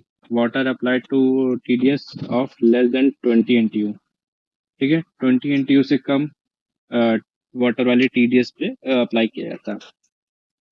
प्लेन एरिया कितना होता है, देखिए साइज बड़ा होता है ना, तो 100 से 200 2000 मीटर स्क्वायर तक जाता है। थिकनेस ऑफ सैंड मीडिया 90 से लेके 110 सेंटीमीटर तक होता है। फिर पार्टिकल साइज D10 जो साइज होता है वो कितना होता है, 0.25 से लेके 0.35 होता है। और कोफिशिएंट ऑफ यूनिफॉर्मिटी कितना होता है, अगर आपने सॉइल पढ़ा होगा, सॉइल मैकेनिक्स, तो उसमें बताया गया होगा कि कोफिशिएंट ऑफ यूनिफॉर्मिटी क्या होता है। ठीक, तो नहीं तो मेरे यूट्यूब पे लेक्चर पढ़ा होगा, देख सकते हैं आप सॉइल का भी। कोफिशिएंट ऑफ यूनिफॉर्मिटी 1.8 से लेके 3 तक होती है, तो D10 की वैल्यू 0.25 से लेके 0.35, और कोफिशिएंट ऑफ यूनिफॉर्मिटी 1.8 से लेके 3। फॉर क्लीनिंग 1.5 से लेके 3 सेंटीमीटर की लेयर जो होती है सैंड की, वो स्क्रैप कर दी जाती है, मतलब रिमूव ही कर दी जाती है, फिर नई सैंड अप्लाई की जाती है और कॉम्पैक्ट की जाती है। फिर वॉशिंग पीरियड 1 से 3 महीना होता है। हर 3 महीने में वो तो इंटेंसिटी पे डिपेंड करता है, कितना फिल्ट्रेशन किया जा रहा है, कितनी गंदगी जमा हो रही है, उस पर डिपेंड करता है। नहीं तो 1 से 3 महीने पे सफाई की जाती है। In this drainage under provided, देखिए ड्रेनेज प्रोवाइड किया जाता है ताकि इजिली वॉश हो सके। फिर स्मूथ, ये देखिए ये एक होता है स्मूथ डेक लेयर बोलते हैं, ये एक गंदी लेयर होती है, सिर्फ स्लो सैंड फिल्ट्रेशन में प्रेजेंट होती है, ठीक है। और इसमें क्या होता है, डेंसली पॉपुलेटेड माइक्रो ऑर्गेनिजम्स होते हैं, ये एक तरीके की लेयर होती है, इसे डर्टी लेयर भी बोलते हैं। ये स्लो सैंड फिल्ट्रेशन में पाई जाती है। फिर रैपिड सैंड फिल्ट्रेशन पे बात करते हैं, ये क्या होता है। देखिए पहली बात तो साइज लेस, डिफरेंस क्या है, साइज लेस है। रेट ऑफ फिल्ट्रेशन 3000 से लेके 6000 तक होता है। ये स्लो सैंड फिल्ट्रेशन के एक मिनट, रैपिड सैंड फिल्ट्रेशन का जो रेट ऑफ फिल्ट्रेशन है वो 30 टाइम्स होता है ऑफ स्लो सैंड फिल्ट्रेशन, याद रखना, एक पूछा हुआ क्वेश्चन है। तो 3000 से लेके 6000 लीटर पर आवर पर मीटर स्क्वायर होता है। पार्टिकल रिमूविंग एफिशिएंसी थोड़ी सी कम हो जाती है, क्योंकि तेज हो रहा है तो कुछ तो रिमूविंग एफिशिएंसी होगी, लेस ही होगी, 80 से 90% होती है, तो उसकी 98 से 99% जा रही थी। Pre post treatment is compulsory, बहुत इंपॉर्टेंट है, क्योंकि एफिशिएंसी कुछ कम हो रही है तो उसको कंपनसेट करने के लिए पहले फिल्ड कुछ तो ट्रीटमेंट रिक्वायर होगा ना। फिर coagulation is essential. Thickness of sand media 60 से 90 सेंटीमीटर, वहाँ 80 से 90 थे या 60 से 90 है। वॉशिंग पीरियड 24 से 48 घंटा है, वहाँ 1 से 3 महीना था। एज अ डिफरेंशिएशन भी आप याद रख सकते हैं, ठीक है। फिर बैक वॉशिंग पीरियड 15 से 30 मिनट बैक वॉशिंग पीरियड होता है। इसे वॉश किया जाता है, उसमें सैंड लेयर रिमूव कर दी जाती थी, इसमें वॉश किया जाता है, ठीक है, जिसमें 1 से 3 महीना था उसका, और इसका 24 से 48 घंटा होता है। बैक वॉशिंग पीरियड 15 से 30 मिनट लगते हैं। फिर D10 की वैल्यू इसमें बढ़ जाती है, उसमें 0.25 से लेकर 0.35 था, इसमें 0.35 से लेकर 0.55 है। और कोफिशिएंट ऑफ यूनिफॉर्मिटी की वैल्यू कम हो जाती है, उसमें 1.5 से लेके 3 तक था, इसमें 1.2 से लेके 1.8 है। फिर अंडर ड्रेनेज इज प्रोवाइडेड, इसमें भी क्लीन्ड बाय बैक वॉशिंग बताया था, and provided number of unit. देखिए रैपिड सैंड फिल्ट्रेशन जो है वो 2 यूनिट्स में प्रोवाइड किया जाता है, ताकि एक साफ हो रहा हो तो दूसरा यूज कर सके, और दूसरा साफ हो रहा हो तो पहला यूज कर सके, ठीक है। ये मैंने बता ही दिया था, रेट ऑफ फिल्ट्रेशन 30 टाइम्स होता है। फिर 2 types of lateral drain provide की जाती हैं, एक परफोरेटेड टाइप, एक स्ट्रेनर टाइप। फिर कुछ hashtag point, filter media is design for max daily discharge, याद रखेंगे, filter media max daily discharge के बेसिस पे बनाया जाता है। फिर बैक वॉशिंग वाटर कितना लिया जाता है रैपिड फिल्ट्रेशन में, 5% ऑफ फिल्टर्ड वाटर, गंदे पानी से नहीं धुल सकते ना, नहीं तो फायदा क्या हुआ। फिर under drainage system design for max daily demand plus back washing water, याद रखेंगे, अंडर ड्रेनेज जो प्रोवाइड किया जाता है वो max daily demand plus back washing water पे बनाया जाता है। बैक वॉशिंग रेट कितना, 15 सेंटीमीटर पर मिनट से लेके 90 सेंटीमीटर पर मिनट रखी जाती है। फिर क्या क्या प्रॉब्लम्स आती है रैपिड सैंड फिल्ट्रेशन में? देखिए 5 तरीके की जो मेजर प्रॉब्लम्स है वो लिखी मैंने। बम्पिंग ऑफ फिल्टर मीडिया, इसमें क्या होता है? बम्पिंग जैसे अगर पानी, जैसे ये फिल्टर मीडिया है, ठीक, इसमें नीचे से पानी मैंने डाला, तो अगर ज़्यादा तेजी से डाल दिया या फिर प्रॉपर प्रेशर रेगुलेट नहीं किया, तो क्या होता है? बम्प हो जाती है या ऐसे उठ जाएगा। ये वही होता है। तो bumping of filter media when back washing suddenly increased,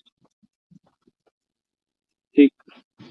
then sand balls क्या होता है? When water does not rise uniformly, sand balls हो जाता है, जैसे कहीं ज्यादा हो गया कहीं कम बढ़ा पानी ऊपर तरफ, तो क्या होता है? सैंड बॉल्स, कहीं से सैंड उठ गई। फिर एयर बाइंडिंग क्या होता है? एयर बाइंडिंग क्या होता है? नेगेटिव प्रेशर डेवलप हो जाता है, एयर डेवलप हो जाती है ना, तो उससे क्या होता है? क्रैक्स पड़ जाते हैं, सेक्शंस बन जाते हैं उसकी वजह से। फिर cracking due to water content AlOH3 aluminium hydroxide होता है, तो क्या होता है? उससे क्लस्टर बन जाते हैं और वो क्रैकिंग में बहुत ज़्यादा अपना रोल प्ले कर देता है। फिर मड बॉल फॉर्मेशन, इसमें क्या होता है? मड बॉल फॉर्मेशन हो जाता है सैंड में। फिर रफनिंग ऑफ फिल्टर और डबल फिल्ट्रेशन, देखिए डबल फिल्ट्रेशन तो आप तब भी जान जाएंगे, लेकिन रफनिंग फिल्टर से नहीं जान पाएंगे, तो इसलिए मैंने अलग से लिख रखा है हैशटैग पॉइंट करके। तो ये क्या होता है? रैपिड सैंड फिल्ट्रेशन यूज किया जाता है in the front of slow sand filtration. इससे क्या होता है? प्रोसेस भी तेज हो जाता है और इजिली साफ भी हो जाता है। तो रैपिड सैंड फिल्ट्रेशन यूज होता है in the front of slow. यहाँ पर पहले रैपिड सैंड फिल्टर लगाया and then slow sand filter लगाया। फिर सिंगल मीडिया फिल्टर, अब फिल्टर मीडिया पे बात कर लेते हैं। देखिए सैंड या फिर एंथ्रासाइड यूज होता है सिंगल फिल्टर मीडिया में। डुअल मीडिया फिल्टर में सैंड और एंथ्रासाइड दोनों यूज होता है, और मल्टी मीडिया में गार्नेट भी यूज होता है।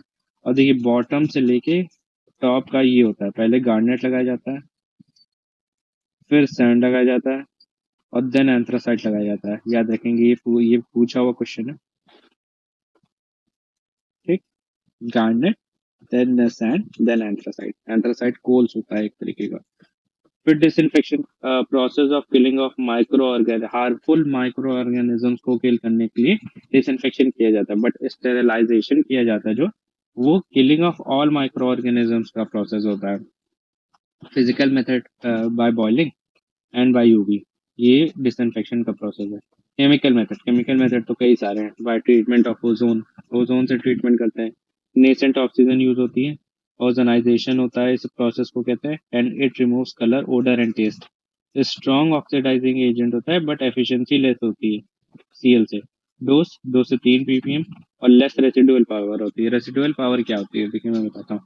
जैसे पानी जैसे मैंने डिसइंफेक्शन कर दिया, ठीक, ये पानी था कोई, मैंने इसका डिसइंफेक्शन कर दिया। डिसइंफेक्शन करने के बाद कितनी जल्दी वो पानी दोबारा नहीं माइक्रो ऑर्गेनिज्म से वो प्रदूषित होता है, तो उसे कहते हैं उसकी रेसिडुअल पावर, कितनी जल्दी नहीं हो रहा है। अगर मतलब वो पावर बची होगी, जैसे क्लोरीन में रेसिडुअल पावर काफी होती है, तो जल्दी पानी नहीं गंदा होता है, लेकिन ओजोन में कम होती है। ठीक, एक क्वेश्चन था ओजोन से लेके कि सबसे स्ट्रॉन्गेस्ट ऑक्सीडाइजिंग एजेंट कौन सा है जो वाटर को डिसइंफेक्ट करता है, उसमें से ओजोन उसका आंसर था, तो ये आप याद रखेंगे। फिर treatment with KMnO4 popular for well water disinfection, याद रखेंगे। एक क्वेश्चन पूछा गया था कि वेल वाटर डिसइंफेक्शन के लिए कौन सा केमिकल यूज किया जाता है, तो KMnO4 यूज करेंगे। इसे रेड मेडिसिन भी कहा जाता है, हिंदी में लाल दवा बोलते हैं। It removes 98% in general और 100% causing cholera microorganisms. Doses 1 से 2 मिलीग्राम पर लीटर, इसकी 2 से 3 मिलीग्राम पर लीटर थी। 1 ppm इक्वल टू 1 मिलीग्राम पर लीटर होता है, ठीक, याद रखेंगे। कॉन्टैक्ट पीरियड 4 से 6 घंटा होता है। रेसिडुअल पावर होती है थोड़ी सी, रेड मेडिसिन बोलते हैं, ये तो बताया था। फिर एक्सेस लाइम से treatment with excess lime, makes water alkali और पीएच कर देता है 9.5 से ज्यादा, और किल्स 95% ऑफ बैक्टीरिया। बस एल्कलीन कर देता है वाटर, तो ये दिक्कत है। रिड्यूसेस पीपीटी, और डोज जो होती है वो 10 से 20 ppm होती है, 10 से 20 मिलीग्राम पर लीटर, जैसे कि बताया था। एक्सेस लाइम रिमूव किया जाता है बाय रिकार्बोनेशन। रिकार्बोनेशन की जो केमिकल है वो इक्वेशन है वो ये, इससे क्या होता है? CaSO3 होल ट्वाइस बन जाता है, जो पीपीटी के फॉर्म में नीचे बैठ जाता है। फिर ट्रीटमेंट ऑफ सिल्वर या फिर कॉपर। इस प्रोसेस को इलेक्ट्रोकैटायडन प्रोसेस कहते हैं और लिटिल रेसिडुअल पावर होती है और उसको यूज नहीं करते हैं क्योंकि ये एक्सपेंसिव बहुत होता है। आखिरी बात पैसे पे रुक जाती है इसलिए एक्सपेंसिव होता है और इसे नहीं यूज करते हैं। फिर क्लोरीनेशन बेस्ट प्रोसेस है। It reacts when water pH is greater then 5। Economical होता है फर्स्ट थिंग और रेसिडुअल पावर बहुत हाई होती है जैसे कि मैंने बताया था। ठीक है, सीएल जब पानी से क्लोरीन जब पानी से रिएक्ट करता है for a pH greater than 5 तो HOCl आयन और HCl आयन में आता है। HOCl काफी पावरफुल एजेंट है फॉर डिसइंफेक्शन और जब HOCl ग्रेटर देन पीएच 8 पे रिएक्ट होता है तो H+ H- और OCl- आयन बनाता है। और फ्रीली अवेलेबल क्लोरीन कहते हैं इन सबको। HOCl इज मोस्ट डिस्ट्रक्टिव जैसे कि मैंने बताया था 80% मोर एफिशिएंट होता है then OCl। Free available chlorine when nitrate nitrate कह रहे हैं इसे क्या बोलते हैं, ammonia is present then it is called chloramines. Then free available chlorine और जब ऑर्गेनिक मैटर से रिएक्ट करती है तो क्लोरो ऑर्गेनिक्स बोलते हैं। कंसंट्रेशन ऑफ HOCl निकालना हो तो फॉर्मूला होता है percentage of HOCl into chlorine dose. Formula ठीक ठाक इंपॉर्टेंट है, कभी बाई चांस पूछ लिया तो उसके लिए। ठीक है, percentage of HOCl into Cl2 dose, इससे कंसंट्रेशन ऑफ HOCl निकल आएगा। फिर फॉर्म्स ऑफ क्लोरोमीन्स, देखिए ये बहुत इंपॉर्टेंट पार्ट है, इससे कई बार क्वेश्चन आया है। बेसिक सा पार्ट है बट काफी बार पूछते हैं। जैसे Cl2NH3 से रिएक्ट करेगा when the pH is greater than 7.5 तो H2Cl और HCl बनाएगा।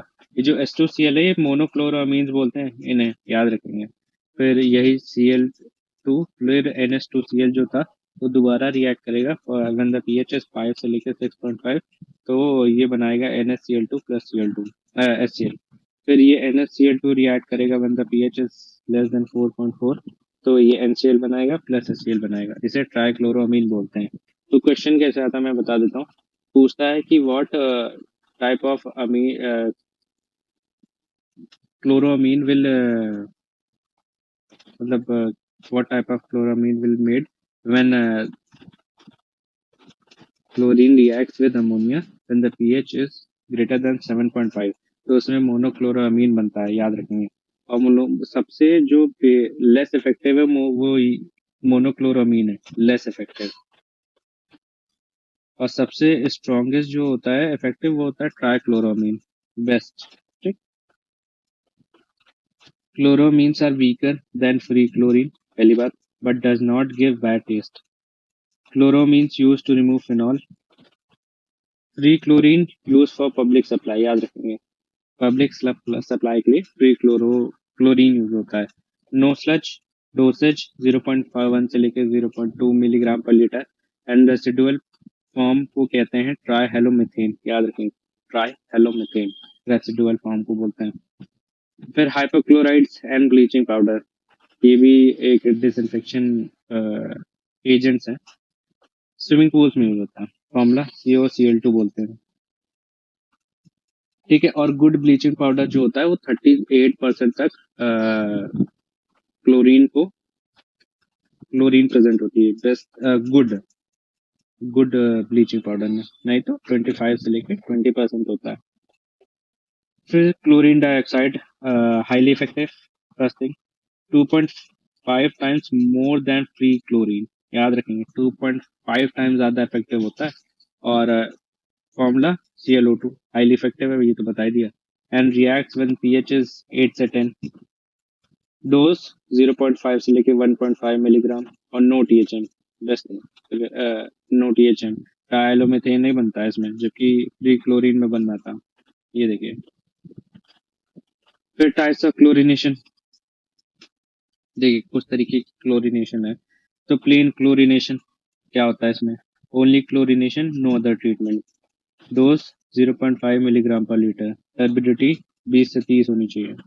Pre chlorination, chlorination done before sedimentation 0.1 से लेकर 0.5 मिलीग्राम पर लीटर।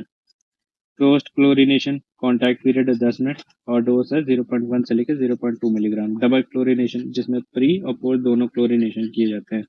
एक हैशटैग पॉइंट, एक हैशटैग पॉइंट पढ़ लेते हैं कि residual chlorine left in drinking water for water supply 0.05 से लेके 0.5 मिलीग्राम पर लीटर। याद रखेंगे 0.05 से लेके 0.5 मिलीग्राम पर लीटर ड्रिंकिंग वाटर में यूज किया जाता है। और अगर पानी को दूर पहुंचाना है तो 1 मिलीग्राम पर लीटर की वो रेसिडुअल क्लोरीन उसमें एक्स्ट्रा ऐड की जाती है, 1 मिलीग्राम पर लीटर। ठीक है। फिर सुपर क्लोरिनेशन क्या होता है? एक्सेस CO2 डाल दी जाती है, एक्सेस क्लोरीन यूज की जाती है 5 से 10 मिलीग्राम पर लीटर तक की। When water is use to send for longer distance, ताकि दोबारा पानी इन्फेक्टेड ना रहे, एंड गिव्स रेसिडुअल क्लोरीन और 1 to 2 मिलीग्राम पर लीटर, जैसे कि मैंने बताया था 1 मिलीग्राम पर litre. When excess chlorine is use, dechlorination is should be done. और डिक्लोरिनेशन कैसे करते हैं? उसके लिए भी कुछ एजेंट्स हैं, जैसे सोडियम थियोसल्फेट हो गया, एक्टिवेटेड कार्बन हो गया, कार्बन डाइऑक्साइड, सल्फर डाइऑक्साइड हो गया, और सोडियम सल्फाइड हो गया, जिसका फॉर्मूला होता है Na2SO3। ठीक, तो चार होते हैं: sodium thiosulphate, activated carbon, sulphur dioxide और सोडियम सल्फाइड, Na2SO3 जिसे बोलते हैं। एक ब्रेक इवन क्लोरीन क्या होता है? Point at which chlorine demand is satisfied and extra chlorine is regarded as residual chlorine.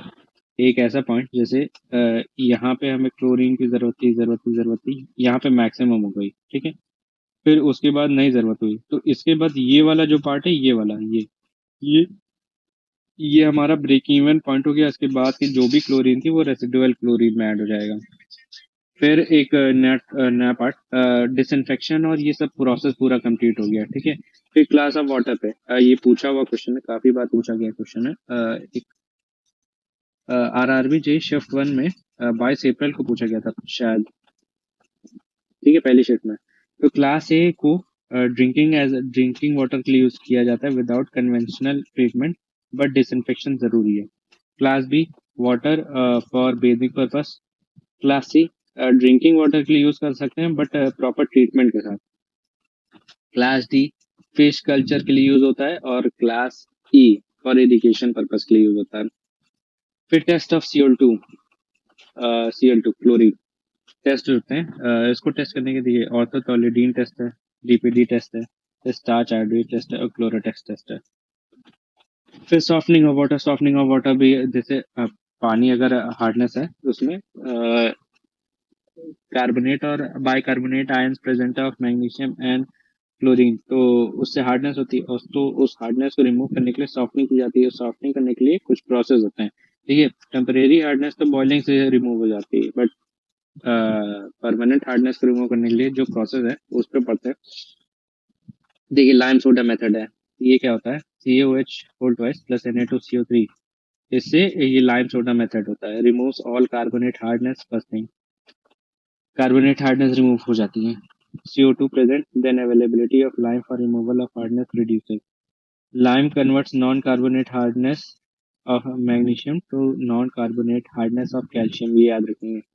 Non-carbonate hardness of magnesium to non-carbonate hardness of calcium, ये lime soda method होता है। If concentration of hardness is greater than 10 ppm, then aeration is done before the lime soda. Lime soda should be added before coagulation, ये भी important है। Recarbonation should be done after the process, ठीक, ताकि PPT बन जाए, CaCO3 old oil बन जाए और वो सेटल डाउन हो जाए। Recarbonation help to convert the PPT of soluble forms in water, ठीक। Lime soda reduces the hardness less than 50 milligram पर लीटर तक की हार्डनेस रिमूव कर देता है। हमें कितना का पानी पीना चाहिए? अराउंड हार्डनेस जो हमारी चाहिए वो 200 से 600 तक की चाहिए, वो 50 तक ले आता है। देखिए कितना इफेक्टिव है। फिर ion exchange method, zeolite method जिसे बोलते हैं, बेस्ट मेथड होता है, पहली बात तो बेस्ट मेथड, ठीक है। इसमें क्या होता है? कलर्ड वाटर तो नहीं यूज करते हैं। First thing, branch solution use करते हैं। ब्रांच सोल्यूशन क्या होता है? वाटर प्लस जो सॉल्ट होता है, जो टेबल सॉल्ट होता है ना, NaCl, वो यूज किया जाता है। ये ब्रांच सोल्यूशन बनाता है, उसे यूज करते हैं। 5 से 10% होता है, गिव्स जीरो हार्डनेस, जैसे कि मैंने बताया बेस्ट मेथड होता है, बट यूज थोड़ा कॉस्टली है। स्लज नहीं फॉर्मेशन होता है, not suitable for turbid water, ये भी याद रखें। फिर डीमिनरलाइजेशन मेथड है, ये भी जीरो हार्डनेस देता है, नो स्लज देता है। Not use for commercial purpose, याद रखें, कमर्शियल पर्पस के लिए नहीं यूज किया जाता। फिर रिवर्स ऑस्मोसिस, इससे क्या होता है, क्लोरीन आयन रिमूव किए जाते हैं। इंपॉर्टेंट पार्ट है, पूछा गया हुआ है क्वेश्चन है, क्लोरीन आयन किससे रिमूव किए जाते हैं? रिवर्स ऑस्मोसिस से, आरओ जैसे बोलते हैं उससे। फिर फ्लोरिडेशन, फ्लोरिडेशन क्या होता है, adding of fluoride to prevent tooth decay. दो केमिकल यूज होते हैं, एक NaF जिसे सोडियम फ्लोराइड बोलते हैं, एक हाइड्रोजन फ्लोराइड यूज होता है। फिर डीफ्लोरिडेशन, जैसे कि मैंने पिछले लेक्चर में बताया था कि डीफ्लोरिडेशन देखिए, नालगोंदा प्रशांति टेक्निक बेस्ट मेथड होते हैं। आरओ भी यूज होता है और आयन एक्सचेंज एडजॉर्प्शन मेथड भी यूज होता है नालगोंदा टेक्निक में। एलम लाइम यूज होता है, एलम और लाइम, ठीक। और एक्टिवेट प्रशांति टेक्निक में एक्टिवेटेड एल्यूमिना यूज होता है, ठीक है, याद रखेंगे। एलम एंड लाइम, और उसमें एक्टिवेटेड का एल्यूमिनियम। फिर से एक बार बोलेंगे, नालगोंदा टेक्निक में एल्यूमिनियम और लाइम, एलम और लाइम। प्रशांति टेक्निक में एक्टिवेटेड एल्यूमिनियम। फिर algae is removed by CSO4, जैसे कि मैंने पिछले लेक्चर में बताया था, CSO4 यूज करते हैं। Good bleaching powder 38% of chlorine contain करता है, ये भी बताता है। फिर वाटर डिस्ट्रीब्यूशन पड़ता है, देखिए 4 तरीके के वाटर डिस्ट्रीब्यूशन होता है, वाटर कैसे घरों तक सप्लाई की जाए। Dead and system, dead and system क्या होता है, जैसे कहीं भी ऐसे, कहीं ऐसे, कहीं ऐसे, कहीं ऐसे, ऐसे, ऐसे, ऐसे, ये डेड एंड सिस्टम है। ये आखिरी में जाके रुक जाता है, जैसे ये पूरी सिटी थी, ठीक, पानी पहुंचाना था, ये यहाँ पे आके रुक गया, ये यहाँ पे आके रुक गया, ये यहाँ पे आके रुक गया, ठीक, ये यहाँ पे आके रुक गया, ठीक। अरे समझिए ना, मतलब आप, हिडन डेड सिस्टम होता है इसमें। ये इकोनॉमिकल तो होता है बट इजी होता है। रैंडम अरेंजमेंट होता है, use in old cities first thing, और लेड इन इरेगुलर वे। इसमें नंबर ऑफ वॉल्स सबसे ज्यादा यूज होती है, नंबर ऑफ वॉल्स मैक्स, ये पूछा हुआ क्वेश्चन है, ठीक। Grid iron system, interlace system भी बोलते हैं और रेटिकुलर सिस्टम भी बोलते हैं, ये रेटिकुलर करके जो नाम है ये पूछा गया है, ठीक है, सेकेंडरी नेम में पूछा गया था। तो रेटिकुलर और इंटरलेस या फिर ग्रिड आयरन सिस्टम भी बोलते हैं। और new cities means, sub means branch, no dead end and systematic laying होता है, equal pressure and equal flow path. जैसे क्या होता है, ये प्रॉपर आराम प्रॉपर वे में ले किया जाता है, जैसे ये मेन पाइप हो गया, फिर उसमें से ब्रांच निकली साइड से, फिर उसमें से ऐसे ऐसे निकली, ये ब्रांच निकली, फिर इसमें ऐसे ऐसे, ये घर है, ये घर है, ये घर है। तो ये प्रॉपर तरीके से लीक किया जाता है, और फिर ये ऐसे घुमा दिया जाता है, फिर ये सब एक दूसरे से जुड़े होते हैं, तो ये प्रॉपर लीक किया जाता है न्यू सिटीज में और प्लांट सिटीज में यूज किया जाता है। फिर रेडियल और जोनल सिस्टम, पाइप लेड इन रेडियल वे और इमर्जिंग फ्रॉम द सेंटर। ये कैसे होता है, पानी की टंकी जैसे आपने शहरों में देखी होगी, उसका ये सबसे बेस्ट मेथड है कि बीच में जैसे यहाँ पे ये पूरी सिटी है, ठीक है, उसको सेक्शंस में बांट दिया और यहाँ पे पानी की टंकी रख दी, ये पानी जा रहा है चारों तरफ। फिर ये हो गया, यहाँ से पानी जा रहा है चारों तरफ, ये पानी टंकी पानी चारों तरफ जा रहा है, ये पानी टंकी पानी चारों तरफ जा रहा है, तो ये रेडियल मेथड हो गया। फिर रिंग और सर्कुलर सिस्टम क्या होता है, ये क्लोज रिंग होती है formed by the water supplied inside, suitable for towns and cities having well planned और इकोनॉमिकल होता है। ये कैसे होता है, जैसे ये सिटी है, ठीक है, इसमें चारों तरफ पानी बह रहा है, एंड फिर यहाँ से पानी ले लो, यहाँ से ले लो, यहाँ से ले लो, सबको सप्लाई करते हैं, ये रिंग सिस्टम है ना इसके। फिर ये कुछ हैशटैग पॉइंट्स हैं, इनको आप खुद पढ़ लीजिएगा। तो हमारा वाटर इंजीनियरिंग जो है वो कंप्लीट हो गया है, ठीक है, ये वाटर इंजीनियरिंग कंप्लीट हो गया। तो आज के लिए इतना ही रखते हैं, फिर से नया सब्जेक्ट पढ़ेंगे कल। तो लाइक शेयर और सब्सक्राइब कीजिएगा एंड थैंक यू। वाटर में ये approx 80% of raw water converted to sewage, first point. And then average per capita BOD जो होता है 50 से 70 मिलीग्राम पर लीटर है, ये पॉइंट इंपॉर्टेंट है, इसे याद रखिएगा। Then methods to estimate population forecast, estimation of quantity of domestic sewage, ये है। Ratio correlation method, zoning method या फिर मास्टर प्लान भी बोलते हैं, एंड ज्योमेट्रिक इंक्रीज मेथड, इस पे काफी बार क्वेश्चन आया है, ये ध्यान रखिएगा।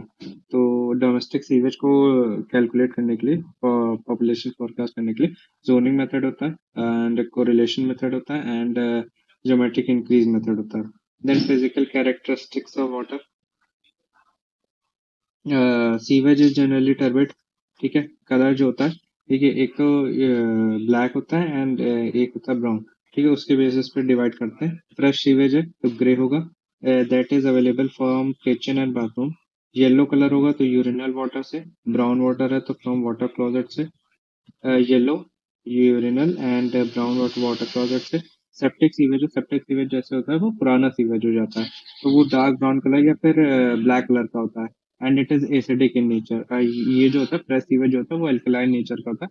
अराउंड अराउंड इसका जो इसका पीएच होता है 4 to 5 के करीब होता है। इसका जो होता है वो 8 से 9 के करीब होता है। ठीक है। ओडा जो जनरली सीवेज में प्रेजेंट होती है, it is due to S2S and CH4 and CO2। ये मेन गैसेस हैं। S2S जो होता है उसकी पंजेंट एग लाइक स्मेल होती है, egg like smell. And CH4 and CO2 तभी वेंट पाइप प्रोवाइड किए जाते हैं generally. Went pipe around 50 mm के होते हैं। घरों में प्रोवाइड किए जाते हैं, बट मैं बता दे रहा हूँ कि का एक बार क्वेश्चन आया था कि वेंट पाइप का साइज क्या होता है, तो 50 mm से याद रखिए। टेम्परेचर जनरली जो फ्रेश सीवेज का होता है 20 डिग्री सेल्सियस के अराउंड होता है। Then chemical characteristics, solids in sewage, ये सस्पेंडेड फॉर्म में, डिजॉल्व सॉलिड्स और colloidal solids and settleable solids, ये सब होते हैं सॉलिड्स सीवेज में। देन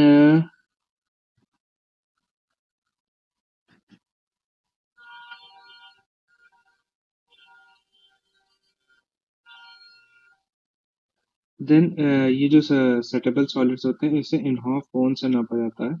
इनहॉफ कोन से याद रखेंगे। इनहॉफ कोन जो होता है सेटेबल सॉलिड्स मेजर करने के लिए होता है इन सीवेज। ऑर्गेनिक मैटर जो प्रेजेंट होते हैं जैसे फैट्स हो गया, ऑयल्स हो गए, urea, cotton, sugar. Inorganic matter sand, gravel, debris, chloride, sulphate. जो सैंड ग्रेवल होते हैं वो 2.7 के स्पेसिफिक ग्रेविटी के पास होते हैं। And pH value alkaline nature का होता है तो 7 से बड़ा होता है। और सेप्टिक सीवेज होता है तो एसिडिक नेचर का होता है, जैसे कि मैंने बताया करीब 4 to 5 के अराउंड होता है। देन क्लोराइड कंटेंट जो होता है वो 120 मिलीग्राम पर लीटर होता है सीवेज में। देन नाइट्रोजन कंटेंट क्या शो करता है? ऑर्गेनिक मैटर को शो करता है। फ्री, देखिए 4 तरीके से अमोनिया प्रेजेंट होता है। फ्री अमोनिया होता है, ठीक है, इट इंडिकेट्स रीसेंट पोल्यूशन। फिर ऑर्गेनिक अमोनिया होता है जिसे एल्यूमिनाइड अमोनिया भी कहते हैं।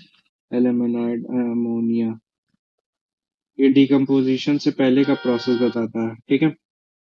फिर नाइट्राइट होता है कि रीसेंट पोल्यूशन या पोल्यूशन इन प्रोसेस बताता है। फिर नाइट्रेट क्या होता है? ओल्ड पोल्यूशन को शो करता है जिसमें सीवेज का डिकम्पोजिशन खत्म हो चुका होता है, ठीक है। ये 45 मिलीग्राम पर लीटर होता है, बट सीवेज में नहीं, वाटर में होता है। वाटर जब पढ़ेंगे तब उस पर डिस्कस करेंगे। फिर डिजॉल्व ऑक्सीजन होता है। ये देखिए टेम्परेचर जो होता है डिजॉल्व ऑक्सीजन का इनवर्सली प्रोपोर्शनल होता है। मिनिमम जो होना चाहिए वाटर में, देखिए मैं वाटर और वेव दोनों एक साथ लेके चल रहा हूँ अप्रॉक्स अप्रॉक्स, लेकिन मैं वाटर अलग से पढ़ाऊंगा। इसकी वैल्यूज 4 मिलीग्राम पर लीटर होती है मिनिमम, ठीक है। और इसे विंकलर्स मेथड से मेजर करते हैं। अच्छा मैंने लिखा विंकलर्स मेथड से मेजर करते हैं।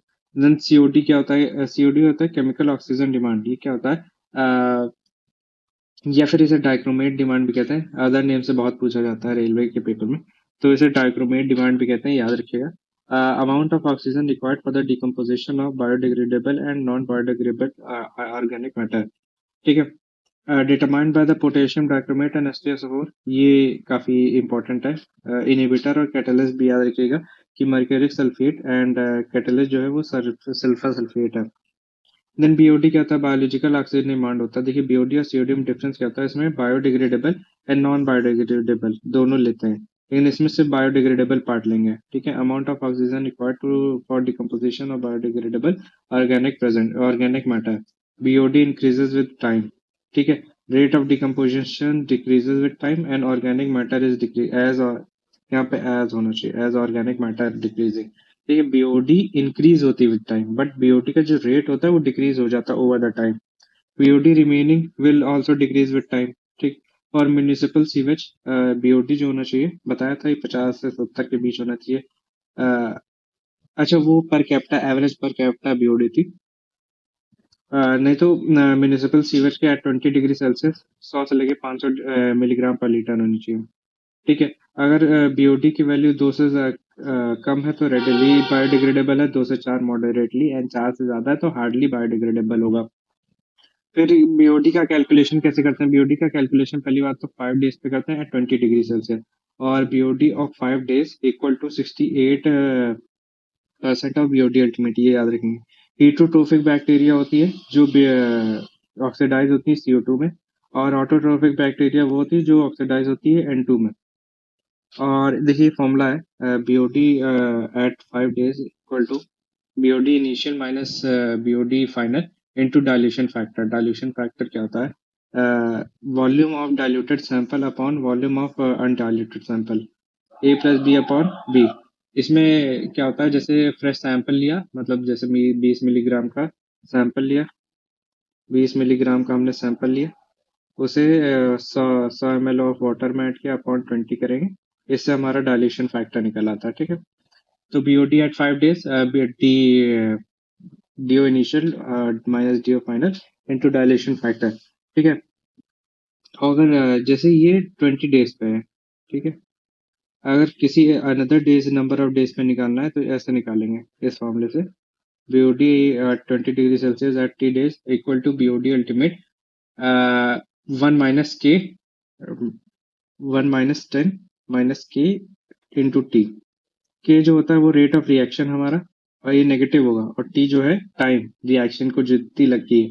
तो क्या होता है बीओडी अल्टीमेट ब्रैकेट में 1 - 10 की पावर माइनस के टी।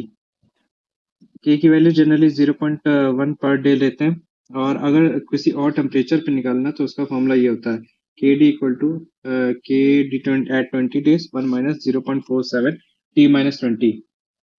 ये वाला फॉर्मूला तो उतना इम्पोर्टेंट नहीं है, बट ये वाला बहुत इंपॉर्टेंट है, ये वाला। देखिए बीओडी जो होती है वो 2 स्टेजेस में वो बायो डिकम्पोज होती है। ठीक है, कोई भी ऑर्गेनिक मैटर, पहला जो इनिशियल स्टेज होती है जिसे कार्बोनेशियस स्टेज भी कहते हैं, इसे हेटरोट्रोफिक वाली कंडीशन में होती है, बैक्टीरिया यूज होता है इसमें। इसका ऐसे होता है, ठीक है, ये याद रखना बहुत इंपॉर्टेंट है ग्राफ। ठीक है, तो और सेकंड स्टेज जो होता है वो नाइट्रोजनस वाला होता है, इसमें ऑटोट्रोफिक बैक्टीरिया होती है, इसी में एक्सरसाइज होती है, फाइनल बोलते हैं इसे, या फिर सेकंड स्टेज ऑफ बीओडी भी बोलते हैं। फिर टीओडी क्या होता है, टोटल ऑक्सीजन डिमांड होती है, oxygen required to oxidise all organic matter and inorganic matter, biodegradable, non biodegradable. ठीक है, इसमें सब कुछ इंक्लूड हो जाता है। फिर theoretical ऑक्सीजन डिमांड क्या होती है, can be determined when the chemical formula and it concentration of organic matter is known. ठीक है, सबसे ज्यादा कौन सा आता है, टोटल ऑक्सीजन डिमांड होती है, फिर सीओडी होती है, देन बीओडी होती है। याद रखना बहुत इंपॉर्टेंट है, कई बार पूछा गया है। देन पॉपुलेशन इक्विवेलेंट कहता है average standard BOD of domestic sewage is 80 per capita per day. जैसे ऊपर सबसे पहले बताया था ना कि 50 से 70 होता है, तो 80 याद रखेंगे, बट आप याद रखिए कि 50 से 70 के बीच होता है। ठीक है, फिर पी क्या होता है, देखिए पॉपुलेशन इक्विवेलेंट क्या रिप्रेजेंट करता है, represent strength of industrial sewage, याद रखेंगे, पूछा गया है। देन कैसे निकलता है, industrial BOD upon BOD of 5 days. ठीक, या फिर total BOD upon per capita BOD, formula तो पूछा नहीं गया, बट आप याद रख के चलिएगा। देन एफ अपॉन एम क्या होता है, food upon micro organism, SSC जे में आया था या फिर किसी पेपर में आया था, तो इसको पढ़ते हैं कि ratio of organic substance which can be decompose by micro organism present in a waste water. इसका देखिए रेशियो वाइज फॉर्मूला याद रखिए कि BOD daily BOD applied to aerator to the system upon total microbial system present in the system। ठीक है, मतलब कितना apply किया डेली अपॉन टोटल कितना प्रेजेंट है सिस्टम में, उसको एफ अपॉन एम का रेशियो बोलते हैं। और फुल फॉर्म पता है, फूड अपॉन माइक्रो ऑर्गेनिज्म, उससे भी पूछ सकते हैं। फिर स्लग क्या signifies that time of biomass remains in aeration. फॉर्मूले से याद रखिए, सबसे बेस्ट तरीका फॉर्मूले से याद रखना। ठीक है, mass of suspended solid is system upon mass of solid leaving the system per day। ठीक है, बेसिक में हिंदी में कैसे याद रखें, मतलब इजी वे में, कि सस्पेंडेड सॉलिड कितना सिस्टम में प्रेजेंट है अपॉन कितना सिस्टम में सॉलिड लीव कर रहा है रोज। फिर sludge volume index represent degree of concentration of sludge and hence decide the rate of recycling of sludge required to maintain desired MLSS and F upon M ratio in aeration tank to achieve required degree of purification। MLSS क्या होता है, इसको आप comment section बताएं क्या होता है, ठीक है। बाकी अभी आगे चल के मैं बताऊंगा कि क्या होता है। तो ये स्लज वॉल्यूम इंडेक्स क्या होता है, इसका भी फॉर्मूले से याद रखते हैं कि देखिए रिसर्कुलेशन को शो करता है, सेटलेबिलिटी को शो करता है, determined by the sludge volume index defined as volume occupied in milliliter by 1 gram of solids in mixed liquor after settling for 30 minutes। इस ये याद रखने डेफिनेशन बहुत इंपॉर्टेंट है। क्या होता है sludge volume index? It is the volume occupied in millilitre by 1 gram of solid in mixed liquor after settling for 30 minute. इसकी जो यूनिट होती है वो मिलीग्राम पर लीटर होती है। तो स्लज वॉल्यूम इंडेक्स क्या बताता है? ये degree of concentration of sludge बताता है। क्या होता है कि कितनी रेट से हम रिसाइकिल करें, मतलब दोबारा उस बैक्टीरिया को यूज करें किसी भी टैंक ऑफ वेस्ट वाटर में, ताकि मेंटेन रह सके उतनी बैक्टीरिया डिकम्पोजिशन के लिए। फिर रिलेटिव स्टेबिलिटी ऑफ सीवेज कहता है ratio of amount of oxygen available in system to amount of oxygen required to certify first stage of beauty. First stage of beauty से वो कार्बन वाली होती है, उसको सेटिस्फाई करने के लिए जो ऑक्सीजन डिमांड यूज होती है उसे कहते हैं। इसको कैसे निकालते हैं? इस फॉर्मूला से निकालते हैं एस इक्वल टू 100 - 100 - 0.7942 T20। देखिए याद तो नहीं रखना इंपॉर्टेंट है, यूनिट याद रख सकते हैं, परसेंटेज में शो करते हैं इसको। बट रिलेटिव स्टेबिलिटी आप पढ़ लें कि क्या होता है, ठीक है। फॉर्मूला नहीं याद रखना इंपॉर्टेंट है, नहीं पूछते हैं। फिर treatment of waste water, treatment पे आ जाता है। ये कुछ डेफिनेशंस थी जो आती हैं, ट्रीटमेंट पे आता है। देखिए सबसे पहले तो ग्रिड चैम्बर यूज करते हैं। ग्रिड चैम्बर क्या होता है? इनऑर्गेनिक मैटर्स को हटाने के लिए होता है, जैसे सैंड, सॉलिड्स या फिर अलग अलग चीजें। जैसे इससे पहले तो स्क्रीनिंग भी करते हैं वो लार्ज पार्टिकल्स को, जैसे कोई पेपर हो गया या फिर वुड हो गया, उन सबको हटाने के लिए। बट अभी बेसिक बेसिक पढ़ते हैं कि ग्रिड चैम्बर से इनऑर्गेनिक मैटर हटता है। स्पेसिफिक ग्रेविटी 2.4 से लेकर 2.7, वेलोसिटी होती है 0.30 मीटर पर सेकेंड, ठीक है। और डिटेंशन टाइम 40 से 60 सेकंड होता है। और डेप्थ जो होती है वो 2 मीटर के डेप्थ जो होती है 2 मीटर के करीब होती है, 1 से लेकर 1.8 मीटर, 2 मीटर याद रख सकते हैं। फिर स्किमिंग टैंक क्या होता है? ये फैट्स ग्रीस इन सबको हटाने के लिए, जो चिकनी चीजें होती है ना उनको हटाने के लिए होता है, सोप से रिलेटेड, ठीक है। डिटेंशन टाइम 3 से 5 मिनट होता है। और प्रोवाइडेड बिफोर पीएसटी, पीएसटी होता है प्राइमरी सेडिमेंटेशन टैंक, ठीक है। To increase efficiency chlorine gas is passed through compressed air. फिर सेडिमेंटेशन टैंक, देखिए सेडिमेंटेशन टैंक में 4 तरीके की सेटलिंग होती है, type 1, type 2, type 3, type 4। Type 1 को कहते हैं डिस्क्रीट, टाइप 2 को कहते हैं फ्लोकुलेंट, टाइप 2 को कहते हैं, टाइप 3 को कहते हैं हिंडर्ड, और टाइप 4 को कहते हैं कंप्रेशन, ठीक है। ये लिखिए, सारी इंपॉर्टेंट है क्योंकि पेपर में कई बार पूछा गया है। देखिए डिस्क्रीट सेटलिंग क्या होती है? फ्री सेटलिंग होती है, टेक प्ले फ्री सेटलिंग इसमें टेक प्लेस होती है, कोई फोर्स या फिर कुछ भी नहीं लगता। ये जनरली स्किमिंग टैंक या फिर ग्रिड चैम्बर, सेडिमेंटेशन टैंक, इन सब में लगाते हैं प्राइमरी सेडिमेंटेशन में। फिर फ्लोकुलेंट होती है, अच्छा ये प्लेन सेडिमेंटेशन में होता है, ठीक है। फ्लोकुलेट क्या होता है? इसमें फ्लॉक्स बनते हैं, देन सेटल होता है, ये प्राइमरी सेडिमेंटेशन है, फ्लोकुलेटर में यूज होता है। फिर हिंडर्ड सेटलिंग में क्या होता है? ये जोन सेटलिंग होती है। ये देखिए सेकेंडरी सेडिमेंटेशन टैंक जिसे एसएसटी बोलते हैं, या फिर एक्टिवेटेड स्लैब प्रोसेस में यूज होता है। कंप्रेशन सेटलिंग टैंक में इसमें क्या होता है? पार्टिकल का कंसंट्रेशन वेरी हाई होता है and it is used in secondary sedimentation and trickling filter. Then primary sedimentation tank पे आते हैं। देखिए इसमें 70% बायोडिग्रेडेबल सॉलिड्स होते हैं और 30% बीओडी होती है। जो एसओआर होता है, सरफेस ओवरलोडिंग रेट, 25 से 30 मीटर क्यूब पर मीटर स्क्वायर पर डे होता है। सरफेस एरिया जो फॉर्मूला है वो ये आप वाटर में भी पढ़ेंगे, क्यू अपॉन एसओआर होता है। डेप्थ ऑफ टैंक 2.5 से लेकर 3.5 मीटर, विथ है 6 मीटर की। डिटेंशन टाइम 2 से लेकर 2.5 घंटा है। टाइप 2 तरीके की सेटलिंग होती है, फ्लोकुलेंट वाली जैसे कि पढ़ा था। और ये एक जगह और होती है, कहाँ पे? क्लैरिफ्लोकुलेटर में। देन सेकेंडरी सेडिमेंटेशन टैंक, इसमें 2 से 4 घंटा होता है, ठीक है। Removal of BOD is in colloidal forms and dissolved forms. Secondary sedimentation tank में हिंडर्ड टाइप ऑफ सेटलिंग होती है, याद रखिएगा। Carried out in 2 ways। देखिए एक बात है कि डिटेंशन है इसमें 2 से 4 घंटा होता है, इसमें 2 से 2.5 घंटा होता है, बहुत इंपॉर्टेंट है, पूछा गया है, ठीक है। Then carried out in 2 ways। देखिए physiochemical process and biological process. अगर बीओडी अपॉन सीओडी 0.6 से कम है तो फिजियोकेमिकल यूज करेंगे। एंड बायोलॉजिकल यूज होती है जब बीओडी अपॉन सीओडी 0.6 से बड़ी हो। फिजियोकेमिकल प्रोसेस जो होता है वो गुड नहीं होता फॉर म्यूनिसिपल वेस्ट। फिर स्लज डाइजेशन, देखिए स्लज डाइजेशन क्या होता है, स्लज डाइजेशन में वॉल्यूम को कम करते हैं किसी भी स्लज का।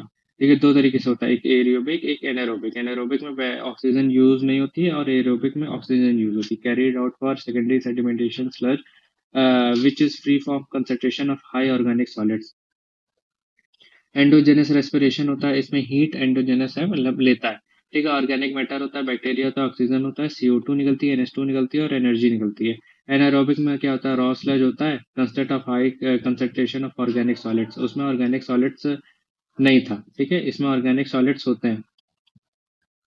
देखिए prime function is to convert most of sludge in acids and alcohols. ठीक है, अल्कोहल्स और एसिड्स में कन्वर्ट करने के लिए होता है। और एसिड फॉर्म में देखिए फैकुलेटिव बैक्टीरिया और एनारोबिक बैक्टीरिया। फैकुलेटिव बैक्टीरिया वो होती है जो एनारोबिक एरोबिक के दोनों कंडीशन में काम करती हैं। ठीक है, which converts acids to alcohols. Then methane जो होती है वो क्या होती है, एसिड को अल्कोहल में चेंज करती है, एसिड एंड अल्कोहल को CO2 एंड H2O में चेंज करती है। पीएच जो होता है वो 6.5 से लेकर 7.5 होता है and do not respond quickly. Remedy जो होती है, जैसे रिस्पॉन्ड क्विकली करे तो लाइम यूज करते हैं उसके लिए।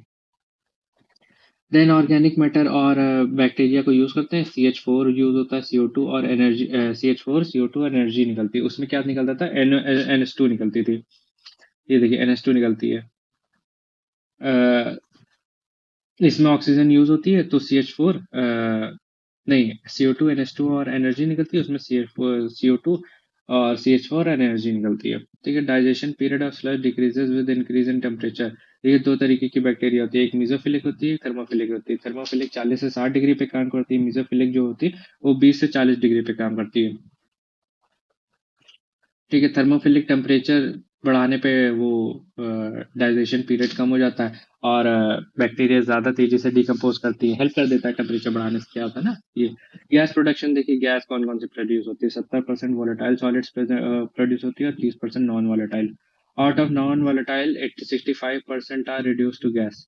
टोटल जो गैसेस होती है वो 65 से लेकर 75% मीथेन होती है और 30% CO2 होती है, बाकी की अदर गैसेस होती है।